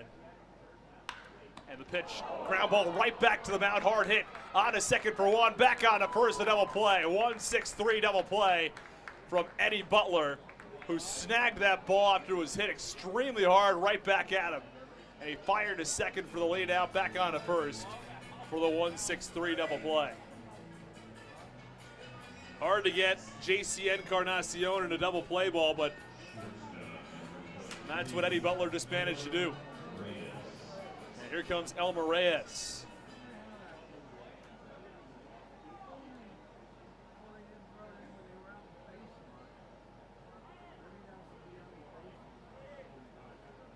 Elmer Reyes 0 for 2. He grounded out back in the first. He struck out. That came back in the second inning. Well, across the last 12 batters, Butler's faced the minimum. Pitch, ground ball over to third. Crosby fields. He fires to first. It's in time. Just to give you a little bit of a rundown, Butler retired the final 3 batters in the second, a 1-2-3 in the third, a caught stealing en route to a 1-2-3 in the fourth, a double play aids his way to a 1-2-3 in the fifth. We're finished with 5 innings of play from York, Pennsylvania. The Blue Crabs have a 4-3 lead over the Revs in the Hometown Real Estate Broadcast Network.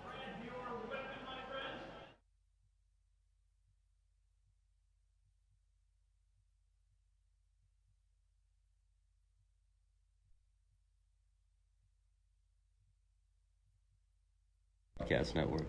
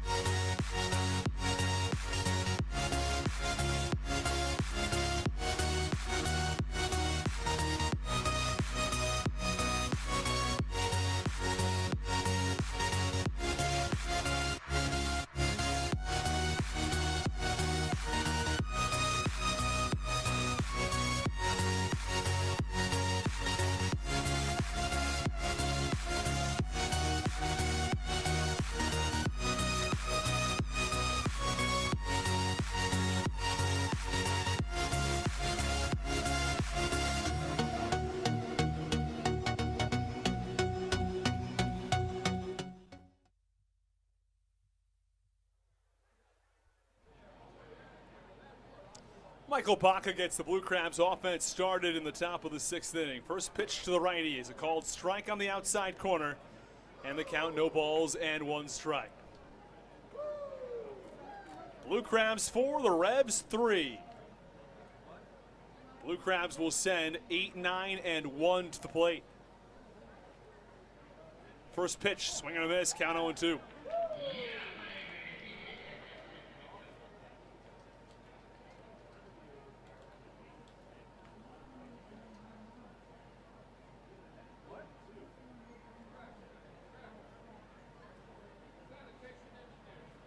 Baca followed by Falsetti. Here's the 0-2 pitch. Swing and a miss, strike 3. Pitch to Baca low and out of the zone and induces a strikeout. He goes down on strikes. Baca today still searching for that first hit of the ballgame. 0 for 3.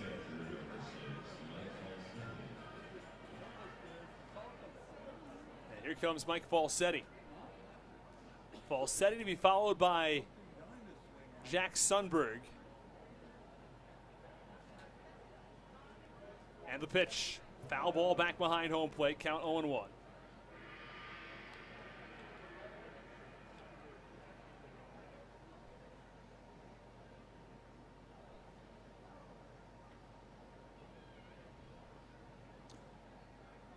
New pitcher, Raniel Rowdies out of Nicaragua. Originally from the city of Granada. And the 0-1 pitch inside. Count 1 ball and 1 strike.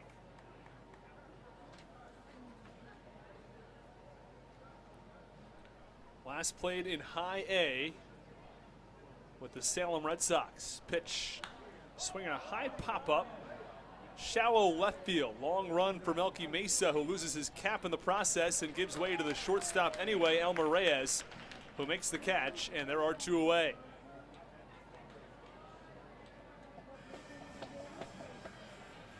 Blue Crabs 4, the Revs 3 on a terrific Tuesday evening for baseball as we close in on 8:15 in the evening.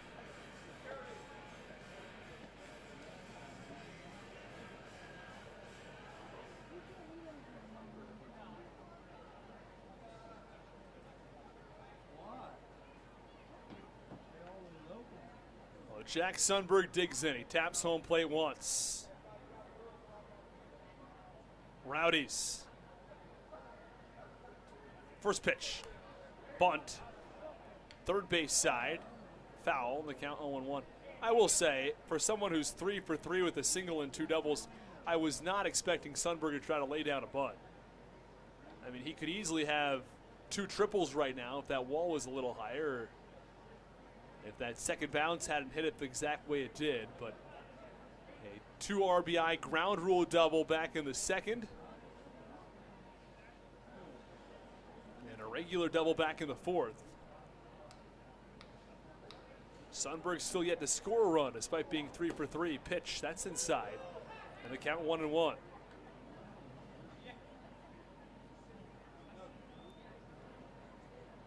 Sundberg hitting .266 on the year, the OPS at .799. As he has an exceptionally high on-base percentage this year, topping .400. Pitch, popped up, long run, shallow left. This ball falling, and it falls in foul territory. Count 1-2. A lot of balls that have found foul territory down that left field line tonight. There's not that much room in foul territory, but these balls have found a way to get there. Well, Von Schaumann's night is over. He went 5 innings, allowed 7 hits, 4 runs, 2 walks. He struck out 5 through 89 pitches and 61 strikes. As manager Mark Mason opts to go with the pitching change. Let's go, Reds!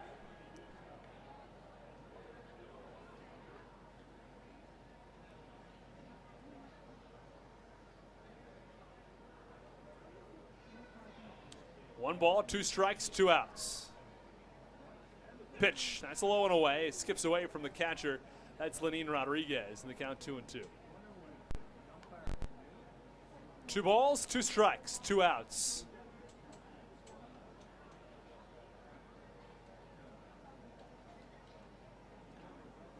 Sundberg with a single and 2 doubles today has seen his batting average rise from 259 to 266.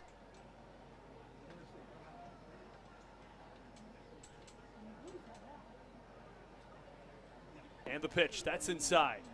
Count 3 balls and 2 strikes. Now, another number for Sundberg. He just broke the Blue Crabs single season steals record. He has 70 walks on the season. The record for the Blue Crabs is 76 walks in a season. I'm sure he'll get there, but he also trails Jared Walker, who has 73 walks. So he needs some walks to catch Walker first. Pitch, line drive back behind home plate, count 3 and 2. It would be awfully fitting. The man with the last name Walker set the walks record. 3 balls, 2 strikes, 2 outs. Base path's empty for Jack Sundberg in the top of the 6th inning. Blue Crabs scored 2 runs in the second and 2 in the third to take the lead over the Revs, who scored 2 in the first and 1 in the second. A 4-3 Blue Crabs lead, and that's where we've stood since then. Butler has really settled down. A trio of consecutive 1-2-3 innings. Pitch, line drive, foul. I guess the definition of a 1-2-3 inning also sort of depends on who you ask. I've always thought of as long as you face 3 batters in the inning, it's 1-2-3, even if it's a double play ball involved in there, but that might just be facing the minimum. Either way, make sure to get your guesses in on the trivia question. We'll get to that in the bottom of the 6th inning. Pitch, swing and a miss, strike 3. Sundberg down on strikes as he swings through a fastball on the outside corner to end the top of the 6th inning.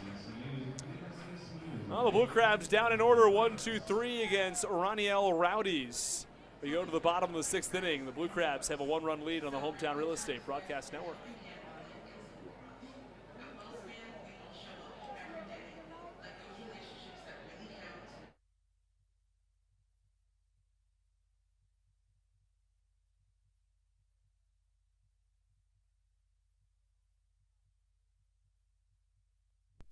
At Fairway Independent Mortgage Corporation, mortgages are what they do, not who they are. Fairway Mortgage Corporation is a proud partner of the American Warrior Initiative. A key part of this initiative is to educate, encourage, and inspire Americans to give back to our military. Visit their website at www.americanwarriorinitiative.com for more details. Our military fought to protect the American dream. Let's help them live it.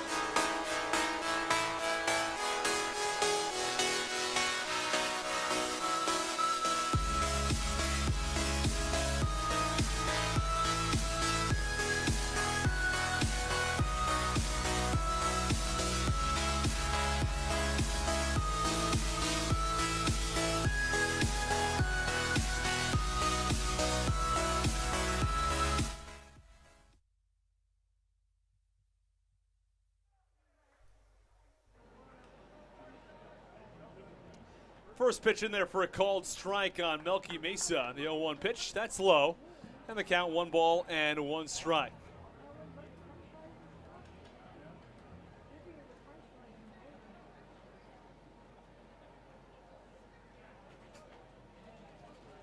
One ball, 1 strike. And the pitch a little low. And the count 2 balls and 1 strike.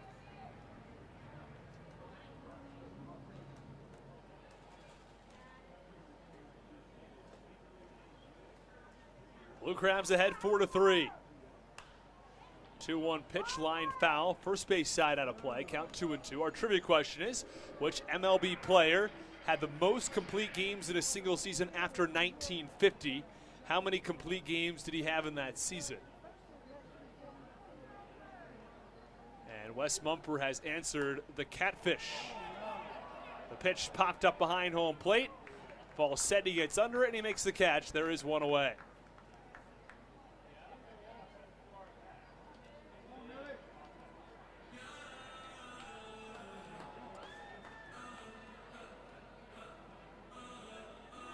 Most complete games post 1950 in a single season. So you can guess how many that pitcher had and who it was. That's our trivia question this evening.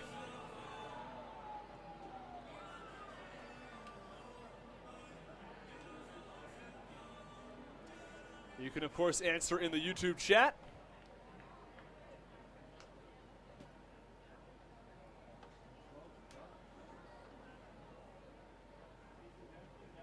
And here is the first pitch to Nelly Rodriguez. Foul back behind home plate in the count 0-1. So after the pop out from Elkie Mesa,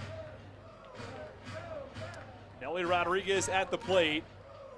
Of course, is a question of how deep into the ball game Andy Butler is going to go tonight. 0-1 pitch on the ground over towards shortstop. Given the forehand by Baca, throw across the diamond, he got him. A strong pick by DeLuca at first as well, but a terrific throw by Michael Baca, who opted to field that on the forehand. His momentum taking him toward third base and threw across the body and across the diamond for the second out.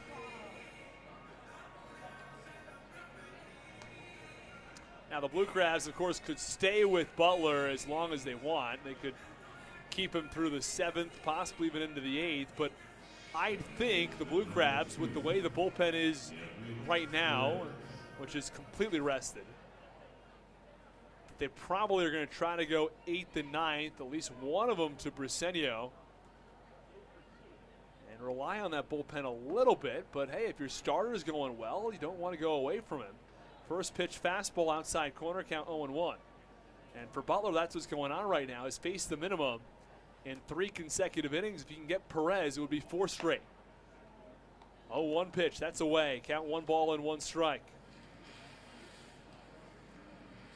Keep in mind, Butler's only thrown 82 pitches, so we'll do some simple math in just one moment. Oh, the 1-1 looked close, but called the ball outside. Count 2-1. So if Butler can stay right around 86 or 87 pitches, he'd be in line to get to 100 after 7 innings. Well, the 84th pitch has popped up. Shortstop Baca back out of the outfield grass, and he makes the catch. 6 innings of work, 3 runs, 6 hits. That's the line right now for Eddie Butler.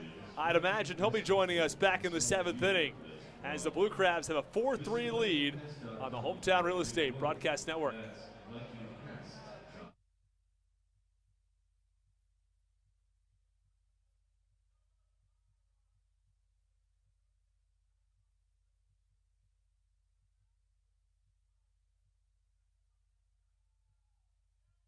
Listening to the Hometown Real Estate Broadcast Network.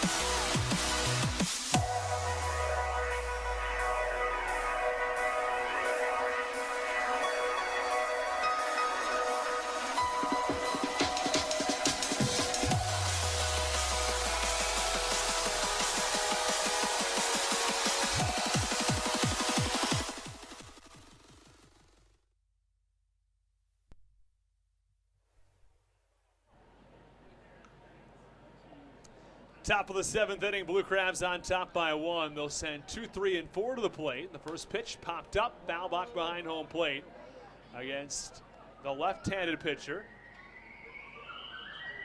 Doug Olsees. Played his college baseball at William Paterson. Pitch, ground ball, high chopper, slowly over to short. Melky Mesa, or I beg your pardon, it's the shortstop Elmer Reyes who charges in and makes the play over at first base in time for the out.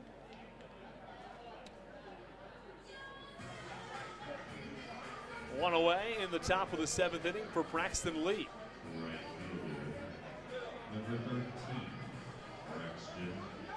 Lee 0 for 3 today.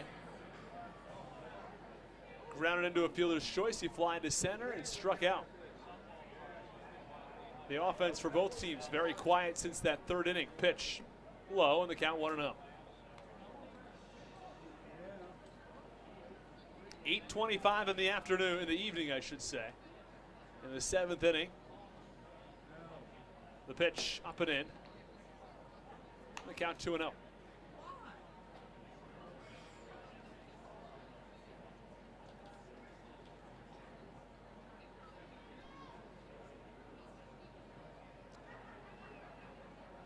Olsees, the pitch popped up foul, third base side, and out of play.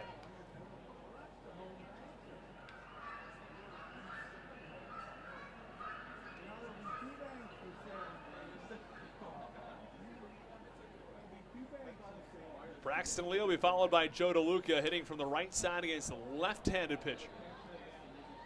As the 2-1 is foul back in the count. Now 2 balls and 2 strikes. 2 balls, 2 strikes, 1 out. 4-3 Blue Crabs over the Revs.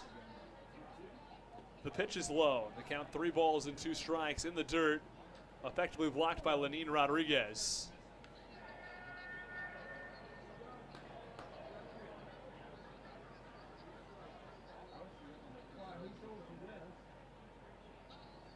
Olsees only in his 2nd outing with the Revs. Is the 3-2 pitches away. It's ball 4, and it's a walk. Olsees did not play particularly well in his time in college. 1-1 record, 8.37 ERA, a WHIP of 2.20. Pitched for 1 inning this year with the Empire State Grays.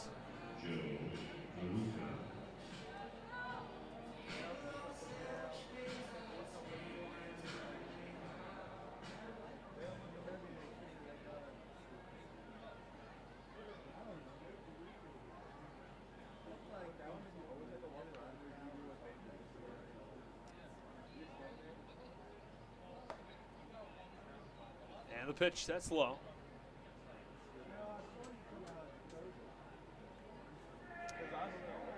Well, the Empire State Grays are 6-78 this year. They lost their first 30 games of the season. That's who Doug Olsees pitched for before this year. And the first pitch for the 1-0 pitch in there for a called strike now on DeLuca. Count 1-1.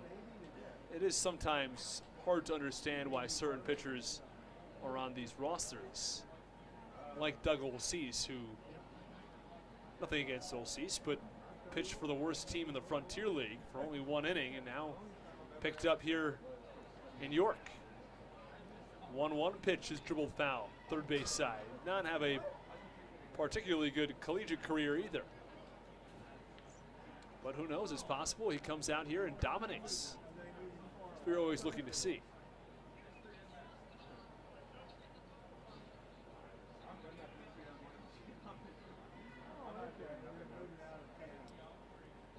One ball, 2 strikes. Pitch, swing and a miss, strike 3. The lefty gets DeLuca swinging, and there are 2 away in the top of the 7th inning.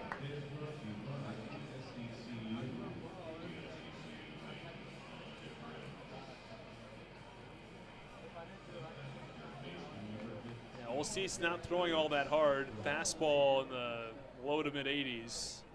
He's got a curveball to go along with it.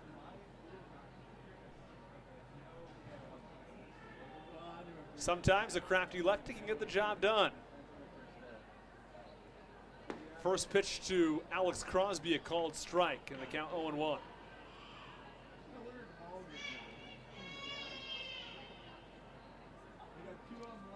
Runner on first base, that's Braxton Lee, who reached on a walk. 0-1, swinging a line drive, shallow left center field. It's the center fielder Lean who drifts over and makes the catch for the final out. Olcease works around a 1-out walk, retires the Blue Crabs after facing just 4 batters. It's time for the 7th inning stretch. The Blue Crabs still holding on to that 1-run lead as we go to the bottom of the 7th.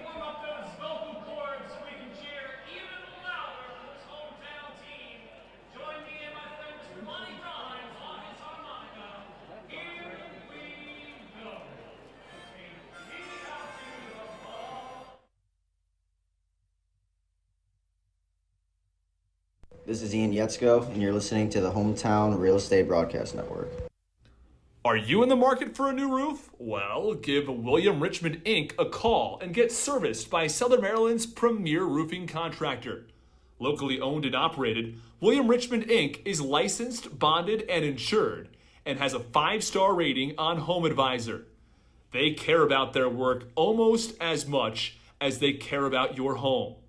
Call 443-432-3426 today for a free estimate, or go to williamrichmondinc.com. Don't forget to mention the Blue Crabs and save 10% on any service.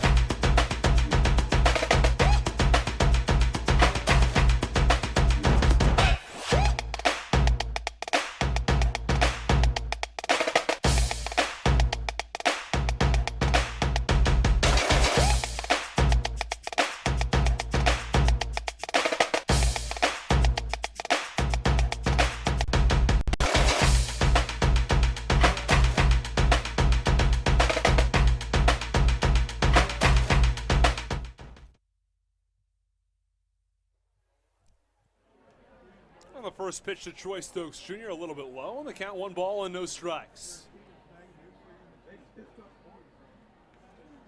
4-3 Blue Crabs in the bottom of the 7th inning. We're glad you've joined us. And the 1-0 pitch on the ground at third. A little bit of a bobble, but barehanded after that from Crosby, who fires across the diamond in plenty of time to get Troy Stokes Jr. Kind of a bizarre play where that ball popped out of his glove and right into his bare hand. Either way, Crosby makes the 5-3 putout. And there is one away in the bottom of the 7th.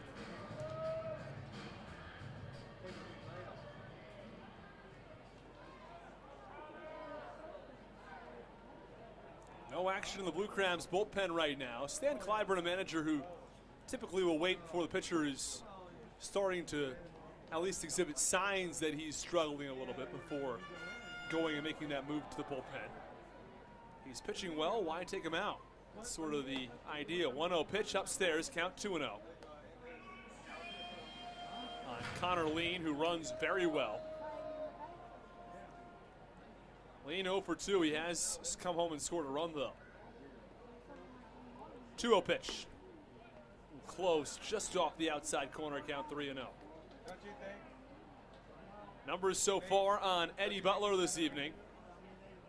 6 1/3 innings, 6 hits, 3 runs. 3 earned. He's walked 2. He's struck out just 2. Not a guy who's going to strike out a ton of batters. He's somebody who will pitch and he'll throw pitches that are in the strike zone, give guys a chance to hit the ball. 3-0 pitch. I think Butler frustrated. He thought that was probably a strike. Called the ball into Connor Lean. Thought the 3rd pitch was probably a strike. Didn't get that one either. So Butler walks Connor Lean on 4 pitches, but he thinks he probably had 2 strikes out of those 4 pitches. Our TrackMan certainly has that 3rd pitch well in the zone.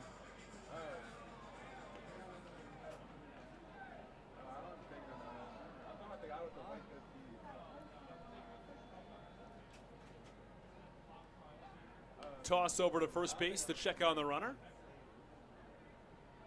as Josue Herrera comes to the plate.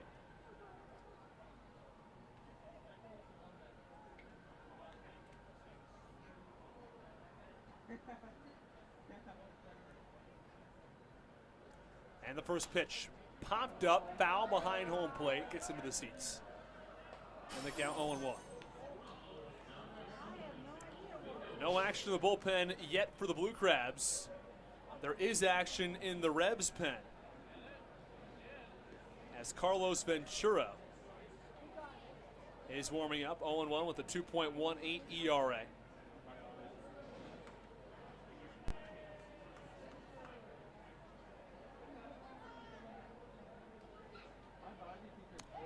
Tossing over to first base to check on the runner, and he dives back in there safely.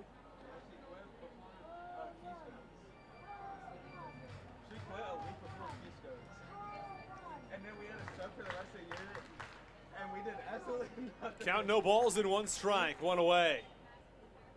We clogged this thing every single day in that class. And the 0-1 pitch, line drive, well struck, left center field, long run. This ball is off the wall.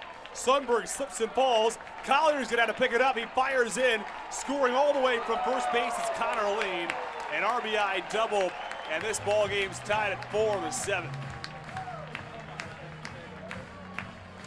Kind of a bizarre play out in left field, where Sundberg tracked that ball to the wall, couldn't get there, played it off the wall, and then he slipped and fell, tossed it to his center fielder Collier, who was there, who fired in.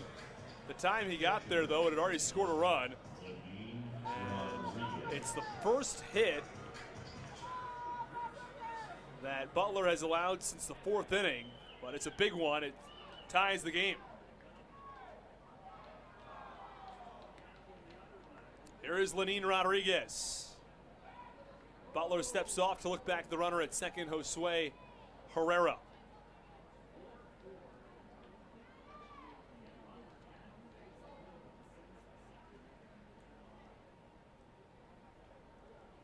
First pitch, called strike.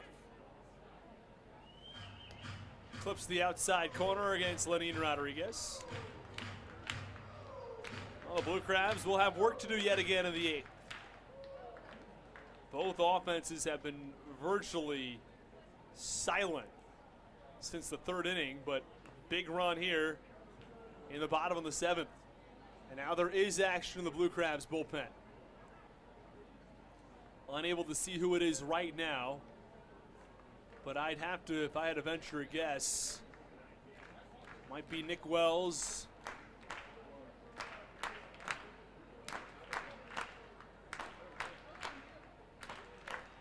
Count 0-2 on Lenin Rodriguez. Pitch, foul back. Count remains 0-2.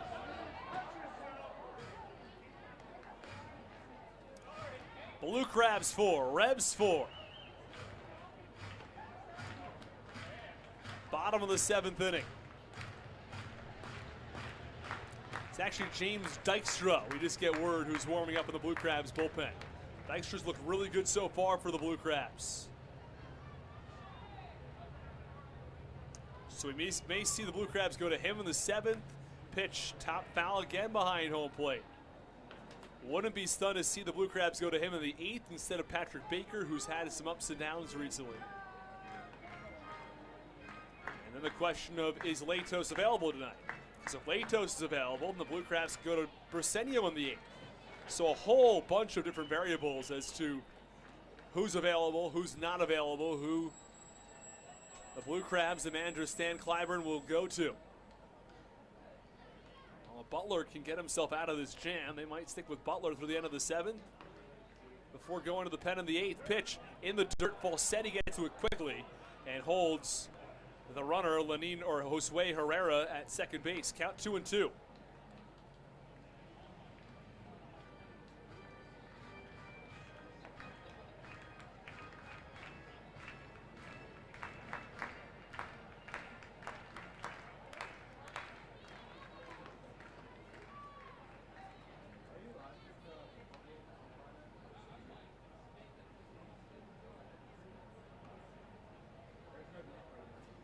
Pitch low.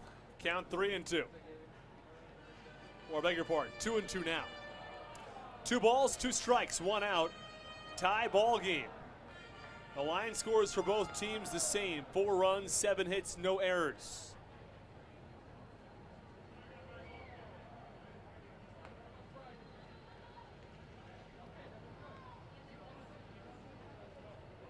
Pitch to Rodriguez, line drive, left field, shallow. Sundberg coming in, he makes the catch, tosses to second base.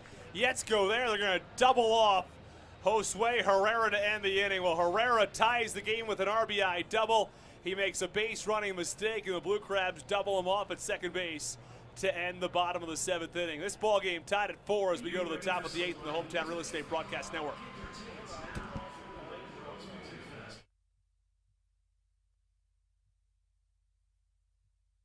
This is Ian Yetzko, and you're listening to the Hometown Real Estate Broadcast Network. Are you in the market for a new roof? Well, give William Richmond Inc. a call and get serviced by Southern Maryland's premier roofing contractor. Locally owned and operated, William Richmond Inc. is licensed, bonded, and insured, and has a 5-star rating on HomeAdvisor. They care about their work almost as much as they care about your home. Call 443-432-3426 today for a free estimate, or go to williamrichmondinc.com. Don't forget to mention the Blue Crabs and save 10% on any service.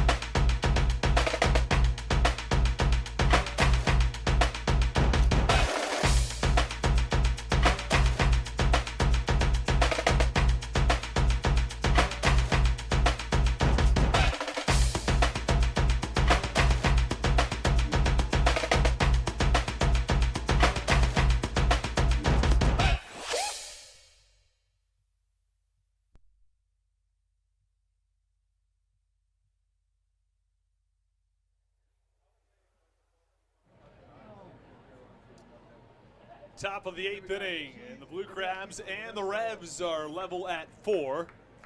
Blue Crabs will send 6, 7, and 8 to the plate.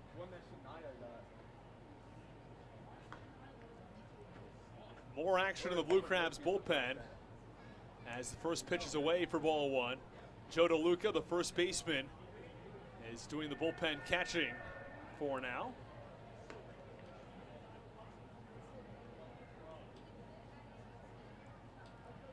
1-0 delivery. Swing and a miss, count 1-1 from Carlos Ventura. Ventura 0-1 this season, 2.18 ERA, 19 strikeouts to 13 walks. Pitched in Arizona's system in 2018 and reached as high as rookie ball. Pitch, ground ball, right back up the middle. It's a base hit.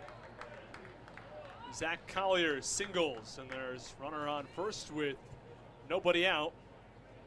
Collier 2 for 4 today.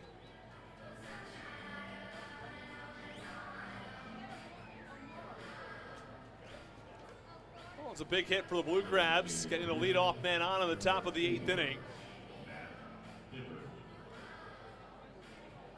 As Matt Hibbert comes to the plate, it'll be Hibbert followed by Baca and Falsetti.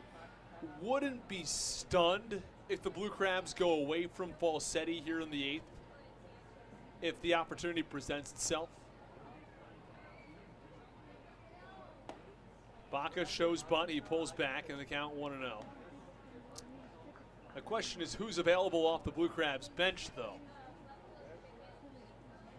Ryan Haug unavailable. Jared Walker unavailable. Michael Wolanski unavailable. Raul Shah, one would think, would be available. David Harris likely unavailable. So you're left with either Raul Shah or Mike Falsetti, and the Blue Crabs might just stick with Mike Falsetti. 1-0 pitch is bunted foul. The count 1-1. The alternative would be the Blue Crabs would then have to move a couple pieces around in the infield then. I'd imagine then Crosby would go from third to first, DeLuca from first to home, and Yetzko in at third. And Shaw entering the game at second base. That would be a number of defensive moves the Blue Crabs would have to make. Probably not worth it. 1-1 pitch upstairs, count 2-1. Not worth it for the headache that it would cause. 2 balls, 1 strike, nobody out.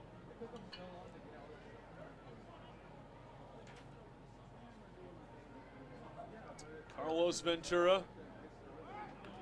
Pitch, foul back, the count 2-2. Ventura 6'4", 185 pounds, the righty.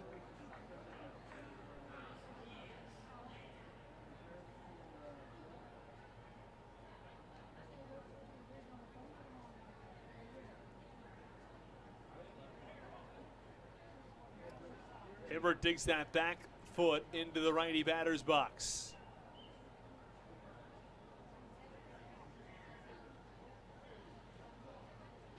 A 2-2 pitch. It's low and in. Throw down a second as the runner goes. Deflects off of Collier right to the shortstop, Elmer Reyes. It's a stolen base for Zach Collier. Meanwhile, the count goes to 3-2. Actually deflected off of the umpire, I beg your pardon. Deflected off of Doug McFarlane.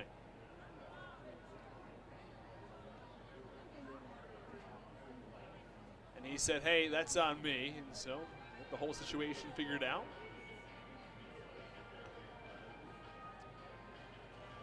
Three balls, 2 strikes. Nobody out in the top of the 8th. Hibbert at the plate, Baca on deck. Blue Crabs very well still may go to Dykstra and Briseño 8th and 9. Pitch, called strike 3. Matt Hibbert can't believe it. He's rung up on strikes. Does not like the call from home plate umpire Dave Shirk.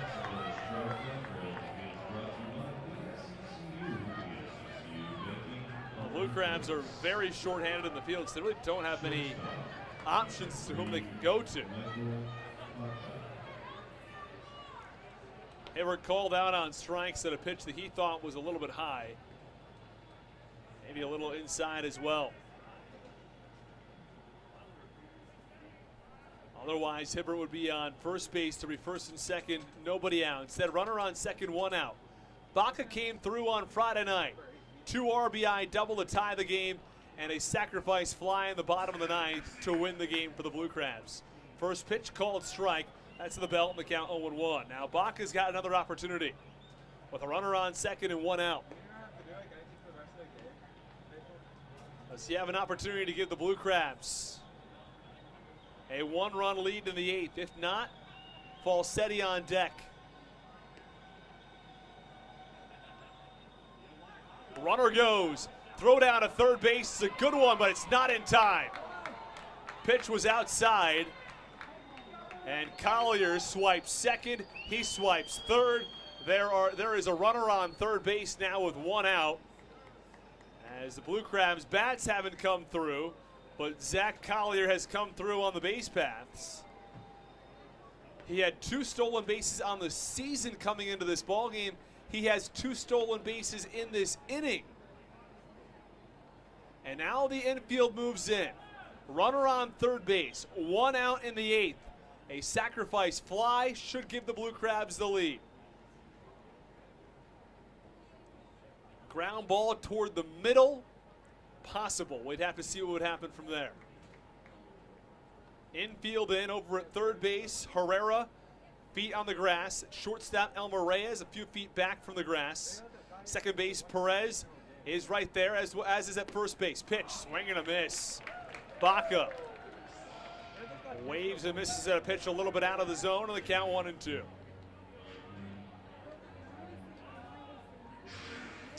Blue Crabs 4, Revs 4. Happy you could join us on a Tuesday evening in York, Pennsylvania. Where's Martinez been? Where's Martinez been? I haven't seen him in the time. Carlos Ventura trying to work himself out of the jam he's found himself in. 1-2 pitch. Swing and a miss. Gets by the catcher, though. Lenin Rodriguez Collier scores from third. And meanwhile, Baca advances to first base on the strikeout with the wild pitch. It's going to go down as a wild pitch or a pass ball. No word officially yet. I'd have to think it's a wild pitch, though. Well, either way, a run scores and the Blue Crabs have a 5-4 lead on a wild pitch from Carlos Ventura on the strikeout.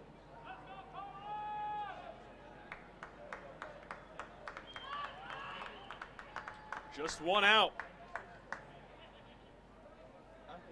Runner on first base. Blue Crabs have a 5-4 lead. Pitch, line drive, foul, first base side. Well, if the Blue Crabs weren't going to get a run in on a sacrifice fly or a base hit, well, a strikeout will do the trick, I guess. They'll take a run, how they'll get it. A pitch low in the dirt.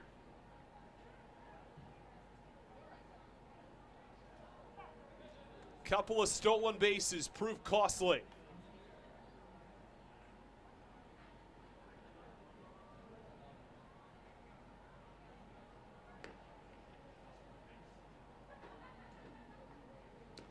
A wild pitch against Carlos Ventura on the strikeout. 0-1, wave and a miss, count 0-2. Blue Crabs 5, Revs 4 in the top of the 8th inning. Blue Crabs steal a run.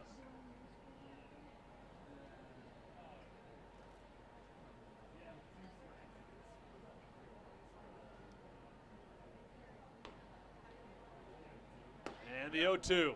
Called strike 3. Falsetti knew it. And he quickly turns back to the dugout. There are 2 away. Well, still a question as to what the Blue Crabs are going to end up doing here with their pitching staff as Mark Mason comes out. It looks like that's going to spell the end of the road for Carlos Ventura, who goes 2/3 of an inning. He strikes out Baca as well, but he allows a run on a wild pitch. Well, that will do it for Carlos Ventura. Just one hit. He allows a couple of stolen bases and a run to score for the Blue Crabs. We will step aside for the pitching change. When we come back, Blue Crabs will have a runner on first base in the top of the order due up next. You're listening to Blue Crabs Baseball on the Hometown Real Estate Broadcast Network.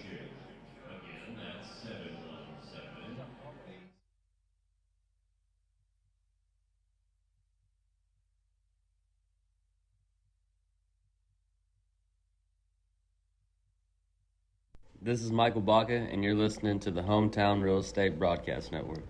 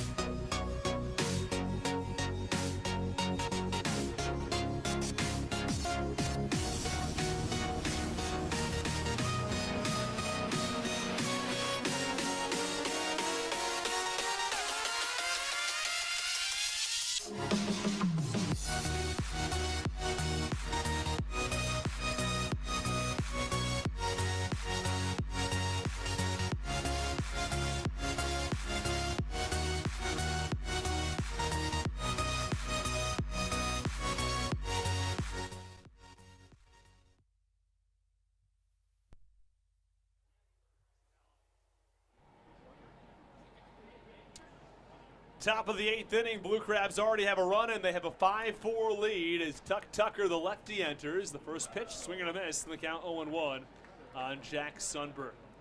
Sundberg 3 for 4 on the day, a pair of doubles and a single, and I think Mark Mason thought, you know what, let's go lefty-lefty on Jack Sundberg.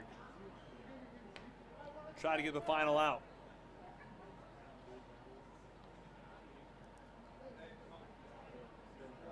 Tucker set. Runner goes. Pitch is a called strike. Throw down to second. Bounces into center field. Baca quickly to his feet. He takes off for third base and stops there. And the count 0-2 now on Sundberg. But there's a runner on third base after Baca steals and reaches third on a throwing error. First error of this ball game. Blue Crabs lead 5-4. We'll have to see, is it Baker, is it Dykstra, is it Briseno? Where are the Blue Crabs going for the top of the 8th inning? I'd have to imagine Dykstra. I've not heard anything else. We do get reports of who's warming up in the bullpen. We've heard Dykstra. That's all we've heard. Haven't heard anything since. Well, the 0-2 pitch up and in the count 1-2. Tucker throws pretty hard. He's a lefty. Throws about 92.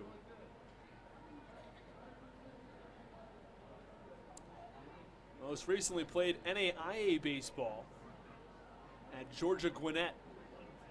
1-2 pitch, swinging a fly ball, shallow left field, long run, and Melky Mesa gets there down the left field line just as the Blue Crabs relief pitcher who's warming up was about to throw a pitch, and Melky Mesa got out of the way just in time. Well, that ends the top of the 8th inning. The Blue Crabs have a 5-4 lead. They score a run on a wild pitch as Zach Collier comes around to give the Blue Crabs a 5-4 lead. James Dykstra to the mound in the bottom of the 8th when we come back on the Hometown Real Estate Broadcast Network.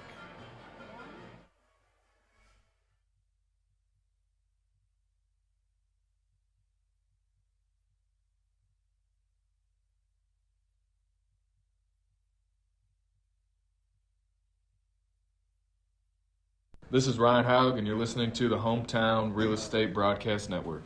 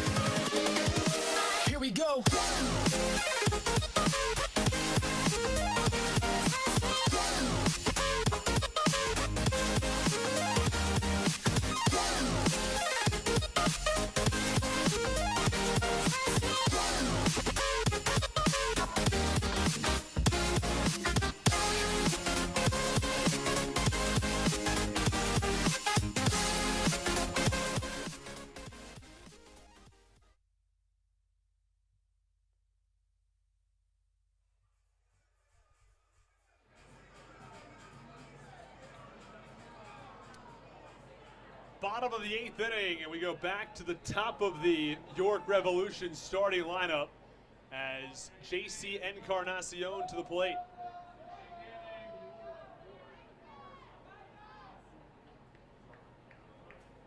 And the first pitch from James Dykstra in there for a called strike at the knees at 94, and the count 0-1. Well, James Dykstra Enters the ball game. Pitch, line drive, foul, first base side. Dykstra signed by the Blue Crabs on August 16th.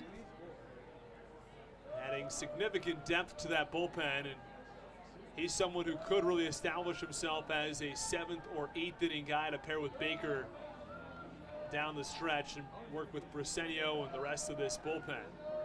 0-2, foul back, count remains 0-2.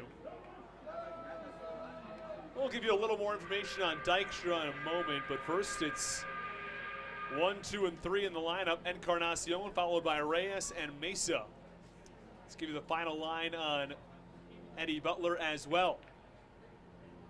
Butler 7 innings, 7 hits, 4 runs, 4 earned, 3 walks, and 2 strikeouts.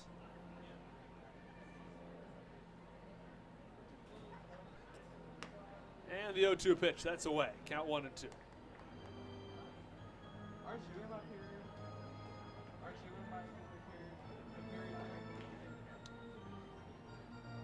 Well, so far this year, James Dykstra, he pitched in Mexico to start the season for Guerreros de Oaxaca.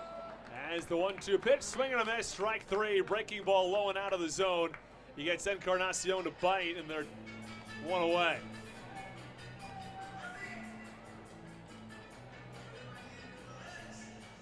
A strikeout for Dykstra to get 1 away, get the first out. And here comes Elmer Reyes.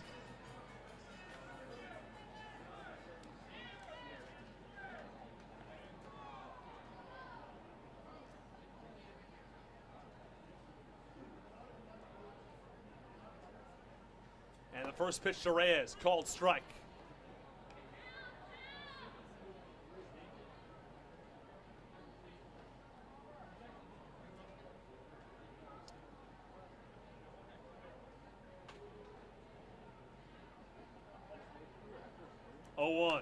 Foul ball, back behind home plate, and the count 0-2. Dykstra throws hard, 94-96 tonight. After pitching in Mexico, Dykstra pitched for Lehigh Valley in AAA, the affiliate of the Philadelphia Phillies. Was his 3rd stint in AAA throughout his career. Previously pitched for Round Rock and Buffalo. And the 0-2 popped up foul. The count remains 0-2. Dykstra could be a really significant piece down the stretch.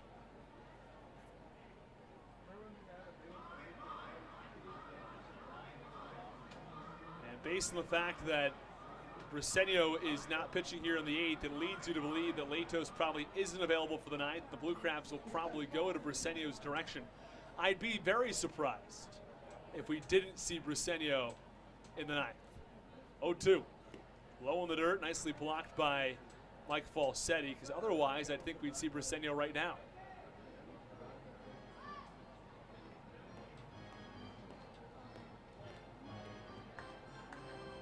One ball, 2 strikes, 1 away.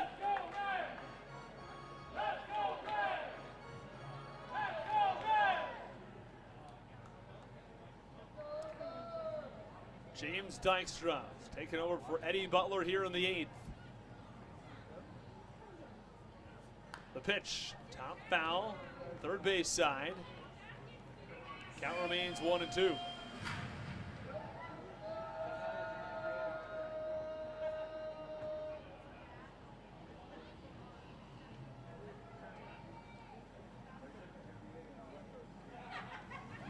Strikeout swinging from J.C. Encarnacion.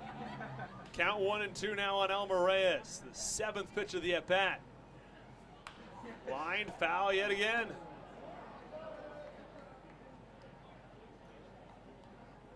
The flag is at a standstill in right center field.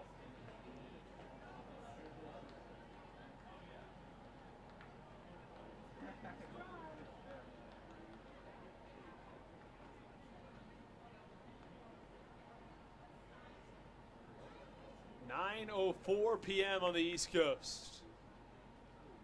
1-2 delivery. Foul ball over to the Blue Crabs dugout. Sent the Blue Crabs bench coach Joe Walsh getting out of the way.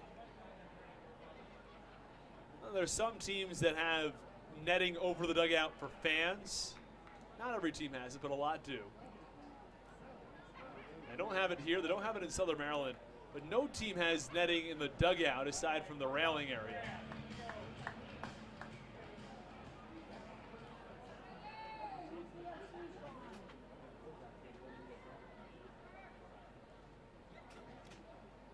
One-two delivery. That's away. Count 2-2. As Dykstra finally threw one out of the zone.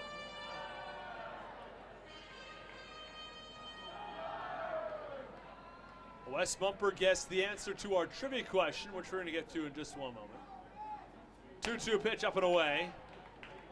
And the count 3-2. The question was, since 1950, which pitcher has the most complete games in a single season? How many do you have? The answer, Robin Roberts back in 1953 had 33 complete games. 33 complete games in a single season since 1950.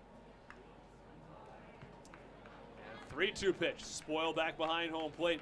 One of the best at-bats we've seen all day, as Elmer Reyes is working a marathon with James Dykstra. That was just the 10th pitch of the at-bat that he fouled off. This will be number 11, and this is massive as far as confidence is concerned. If you're Dykstra and you work an 11-pitch at-bat and find yourself on the wrong end, it's a tough one. 3-2. Oh, it's close. No, it missed. Ball 4. 11 pitches, and Dykstra loses the battle.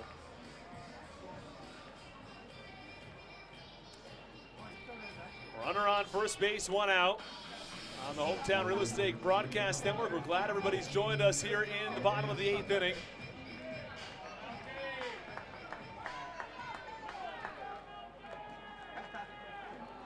Runner on first base, 1 out. Southern Maryland 5, York 4. Pitch, line drive, well struck to right, back to the warning track, a tails foul. Oh boy, that ball was hit well, had the distance for a home run, but Melky Mesa missed about 15 feet to the right of that foul pole. Hit a home run over the wall and right earlier in this ball game. There's one place you know you can't miss anymore. It's right there, middle. Pitch, swinging a high fly ball. This one in fair territory. Maybe he's going to tail foul. It does in the last second. Another one that had home run distance, and Mesa missed foul again. Same pitch, same spot, same result. He has thrown 2 fastballs to Mesa. They've been middle up, and they've both been taken deep to right, just a little bit foul. That second one a little closer than the first one. Both north of 325 feet, enough for a home run down the right field line. 0-2. Ground ball foul. Goes to the off-speed pitch. And the count remains 0-2. First pitch was 95.7. The second 94.7 from Dykstra.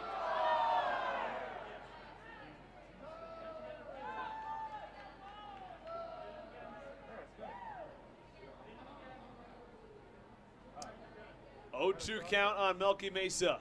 He buries a breaking ball that's effectively blocked by Balsetti. And the count 1-2.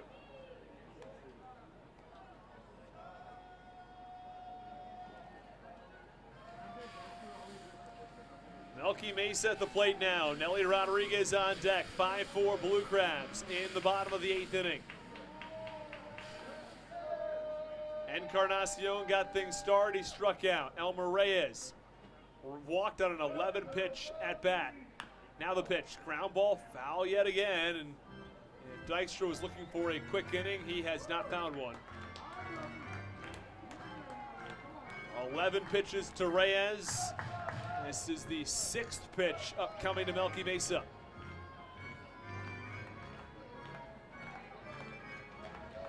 The worry, you just throw a hard fastball, middle up, and Mesa might take it a deep right.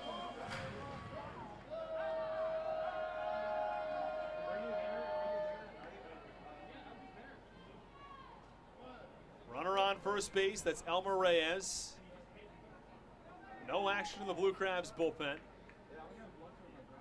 1-2. Swinging a high fly ball, right field deep. This one down the line, back at the warning track, at the wall is tailing, it goes foul. Oh, for the third time in this at bat, Melky Mesa has had home run distance down that right field line. Nearly went deep on his first and second pitch of the at bat, and then on pitch number 6, he almost took it deep again. Oh my goodness, that was Lee who tracked it back to the warning track and couldn't quite get there. Dykstra threw another fastball over the middle. Pitch, swing and a miss, strike 3. Melky Mesa swings and misses at a pitch low in the dirt. Dykstra with his second strikeout. He only allowed 3 home runs to Mesa. Somehow he evades it with a strikeout. That was a lot of luck involved there and some hard fastballs, and he somehow avoided 3 balls with home run distance and ends up striking him out. Well, Melky Mesa nearly gave the York Revolution the lead on 3 occasions. Instead, there are 2 outs, runner on first base.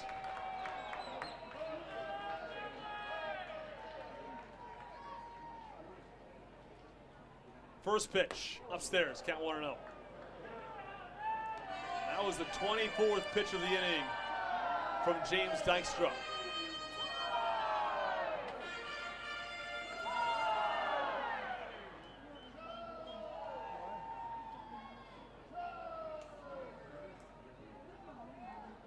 Five pitches to strike out Encarnacion. Pitch, that's inside, count 2-0.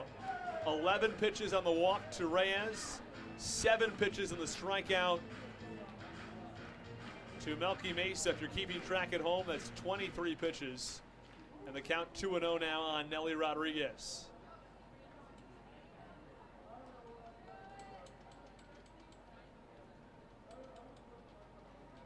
2-0 pitch, up and away, count 3-0. You have to wonder, is control going to become an issue as he gets deeper into this inning?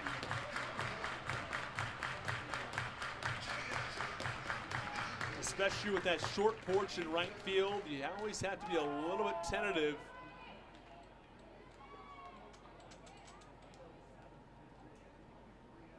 Here is a 3-0. That's up and away. It's ball 4. And let's see if we're going to get a meeting at the mound with Darryl Thompson or Blue Crabs manager Stan Clyburn. They're just going to let him keep on working. Honestly, a little surprised Thompson's not out there having a chat at a critical point in this ball game. And still no action in the Blue Crabs bullpen. This is James Dykstra's inning, period, the end.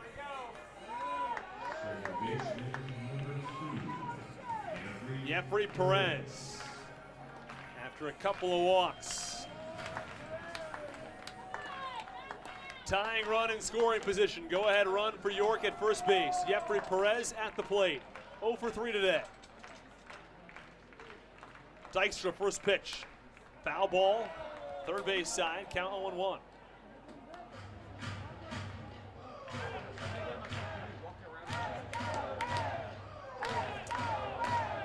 Jeffrey Perez at the plate. Troy Stokes Jr. on deck.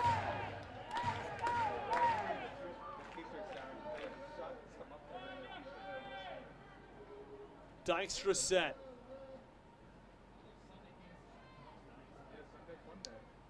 29th pitch of the inning to Jeffrey Perez. Swing and a miss, count 0-2. You can go 30-plus pitches in an inning without allowing a run. You've done something pretty special. Dykstra's got a chance to do it. He's certainly not out of the woods yet. Jeffrey Perez at the plate. Count 0-2. 2 on, 2 out. Blue Crabs ahead 5-4. Here's the 0-2. Upstairs inside, count 1-2. Comes high and in with the fastball.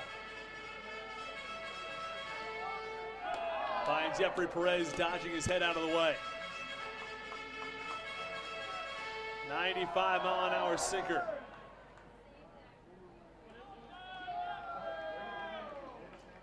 Count 1 ball and 2 strikes from Dykstra.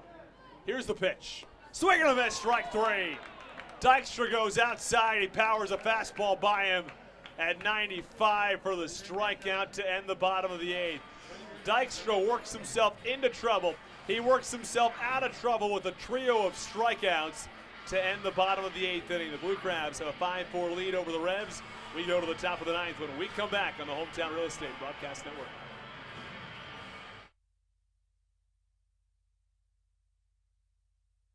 This is Alex Crosby, and you're listening to the Hometown Real Estate Broadcast Network. At Fairway Independent Mortgage Corporation, mortgages are what they do, not who they are. Fairway Mortgage Corporation is a proud partner of the American Warrior Initiative. A key part of this initiative is to educate, encourage, and inspire Americans to give back to our military. Visit their website at www.americanwarriorinitiative.com for more details. Our military fought to protect the American dream. Let's help them live it.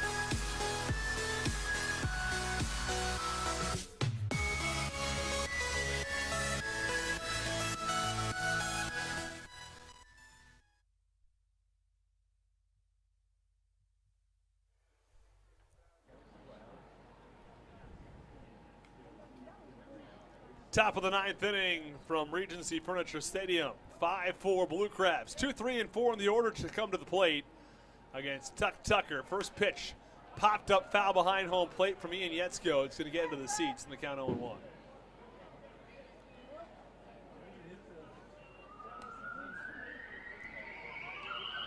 We saw Briseño just sort of standing around previously. And it looks as though he's now throwing to Mike Falsetti in the bullpen.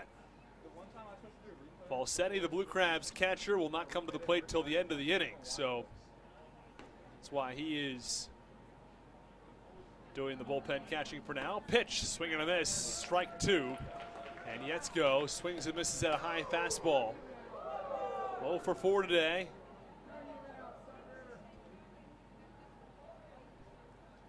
Yetzko taps home plate a couple of times.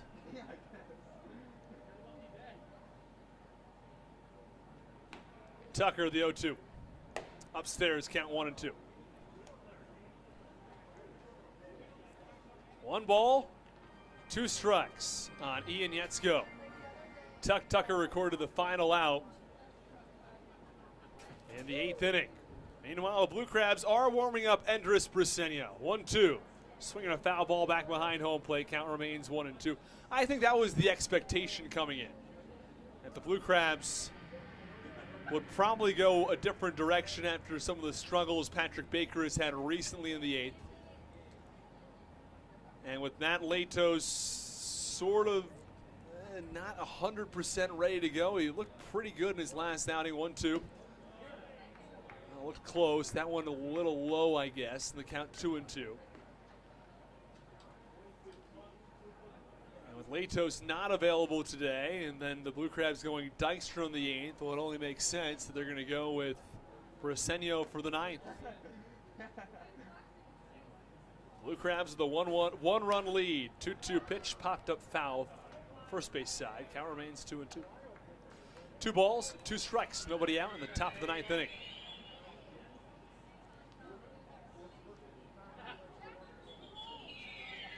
Five runs on 8 hits for Southern Maryland, 4 runs on 7 hits for the Revs.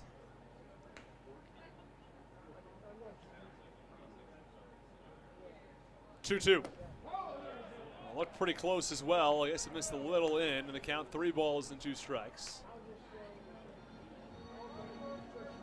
3 balls, 2 strikes, 1 out in the top of the 9th. Yeah, these calls have been pretty good by the home plate umpire Dave Shirk. They have matched our track man nearly perfectly. 3-2, popped up, foul territory. It's the catcher, Nelly Rodriguez, or I beg your pardon, that's Lenine Rodriguez, who gives chase and runs out of room.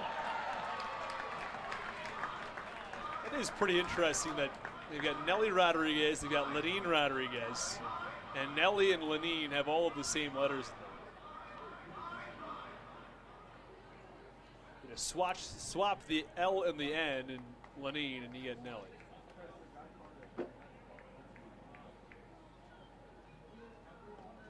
Maybe get Nellen, I guess, but it's close enough.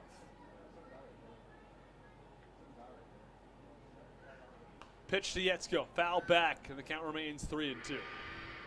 Well, you get the point. These two names have the same last name and have a very similar first name.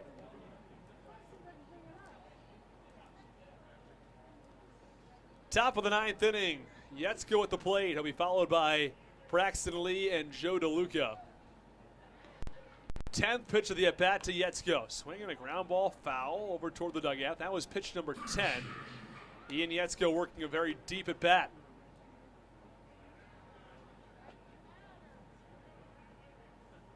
The last thing you really want to do is throw something right over the heart of the plate, because Yetzko can do a lot of damage.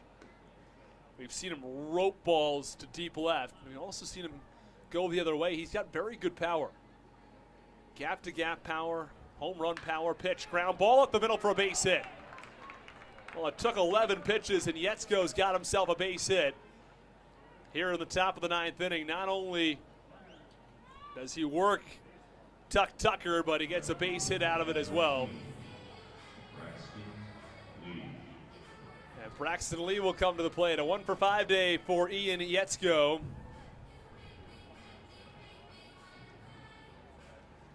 As Braxton Lee will come to the plate, he will be followed by Joe DeLuca.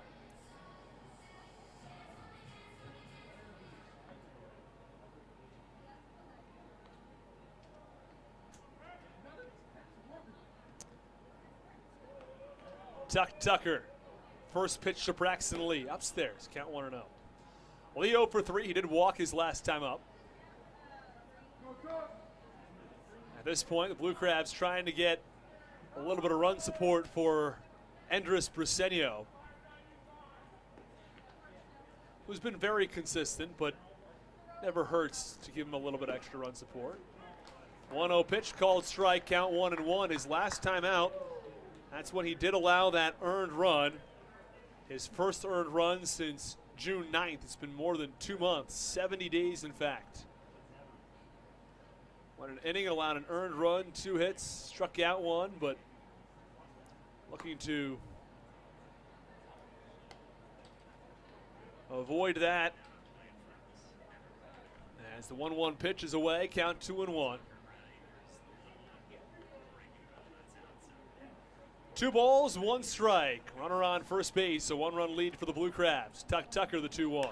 Line drive, well struck to left. This one sends Mesa back. He's in front of the wall, and he makes the catch for the first out. And right in front of that manual scoreboard in left field, Braxton Lee hit that ball well. He hit the ball the other way, but Melky Mesa tracks it down, and there is 1 away.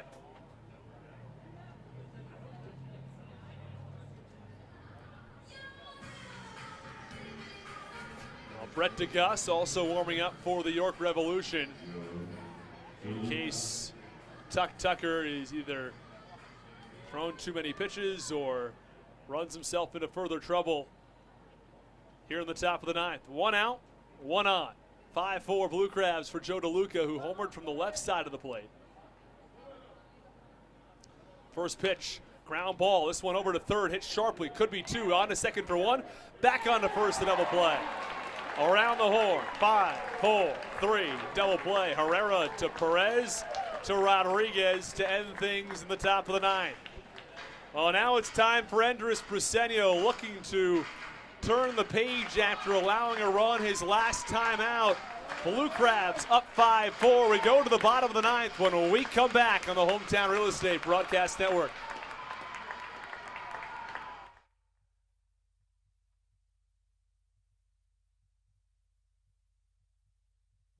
This is Nick Wells, and you're listening to the Hometown Real Estate Broadcast Network.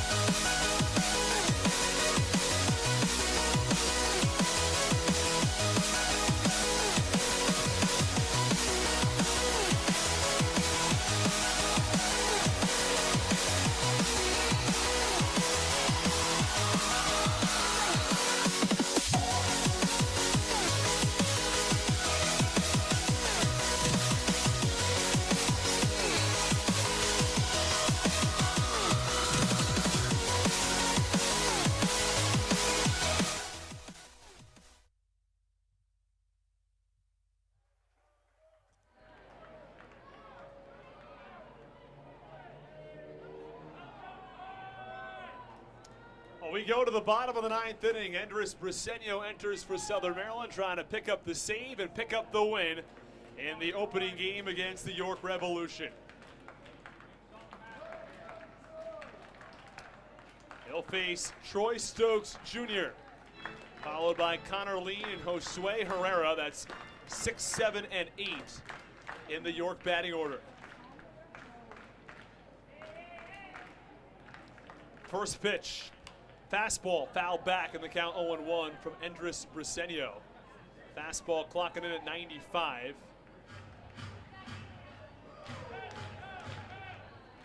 Troy Stokes Jr. 2 for 3 in today's ball game, hitting .270 on the year.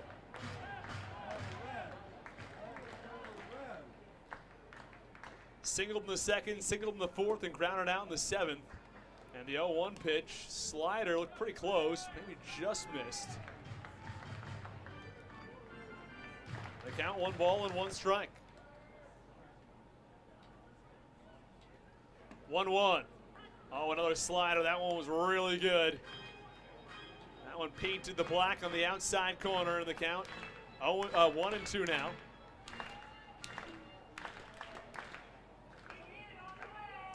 One-two pitch. Slider, swing and a miss, strike 3. Oh, he buried it again. And Troy Stokes Jr. swings and misses. It's strike 3. And there's one away. Number 6, Connor Lean. Here comes Connor Lean.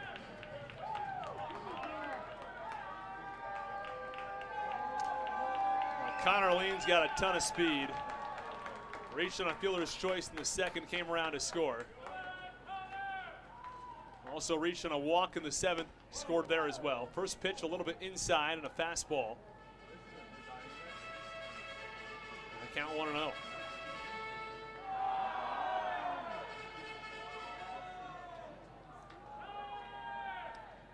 One-0 delivery.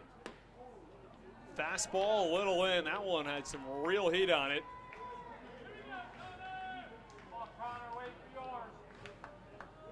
The stadium scoreboard has been about a mile per hour lower than what the official TrackMan numbers had, and that was at 96 on the scoreboard. Pitch, hard, fastball, swing and a miss again. The count 2-1 as Briseño fell behind, and now the fastball earns him a swing and a miss. Yeah, the sinker on the second pitch at 97.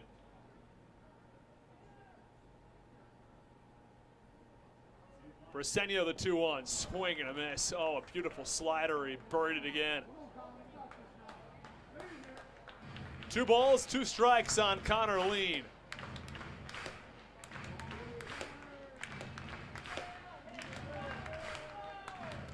Two balls, 2 strikes, 1 out, 1-run lead for the Blue Crabs.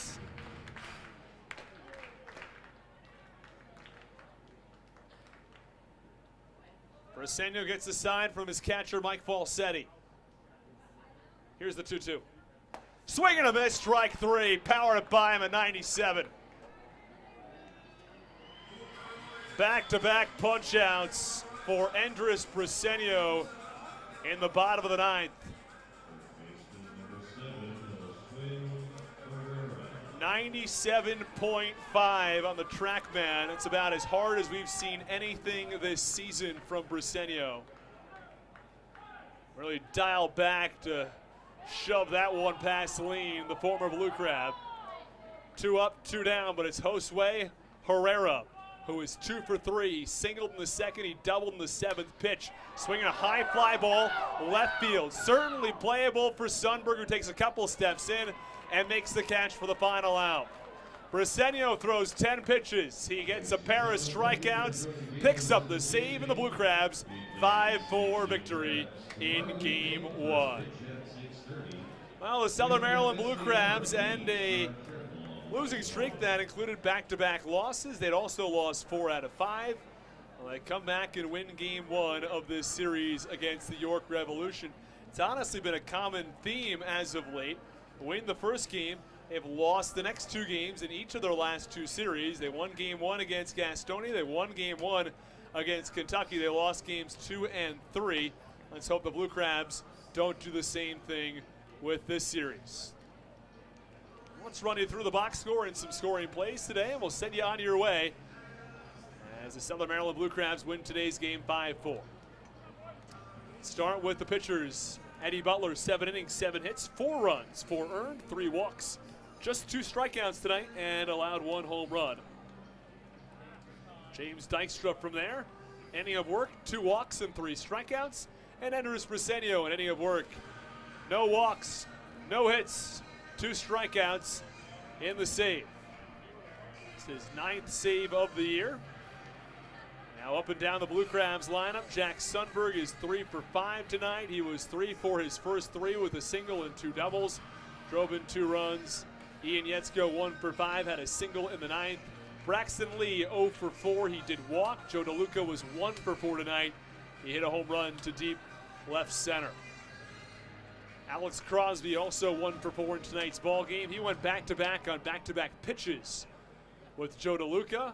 Hit a home run over the wall in the left. Zach Collier 2 for 4. He scored 2 runs. Matt Hibbert 1 for 3. He did strike out twice, but he also scored a run and had a hit. He also reached via a hit by pitch. Michael Baca 0 for 4 with 3 strikeouts. Mike Falsetti 0 for 3. He walked. He also struck out twice tonight. Your scoring plays, it was Melky Mesa who got the action started in the bottom of the first inning, a 2-run home run that brought in J.C. Encarnacion. From there, Jack Sundberg roped a double into the right center field gap, scoring Hibbert and Collier, tying the game at 2. Lenin Rodriguez put York back on top 3-2 in the bottom of the second. It would be the last time they led as Connor Lean came around and scored. Joe DeLuca in the top of the third went deep to right center. Alex Crosby on the next pitch, deep to right. And that gave the Blue Crabs a 4-3 lead. Josue Herrera had a double on a line drive to center field over the head of Collier, and that tied the game at 4. Michael Baca struck out swinging at a pitch in the dirt, but Zach Collier came in and scored on a wild pitch. That was the deciding factor tonight, a wild pitch from Ventura. Carlos Ventura actually pitched quite well, allowed just one hit across 2/3 of an inning, but it came back to haunt him on a wild pitch after a pair of stolen bases from Zach Collier, as the Blue Crabs are winners tonight, 5-4.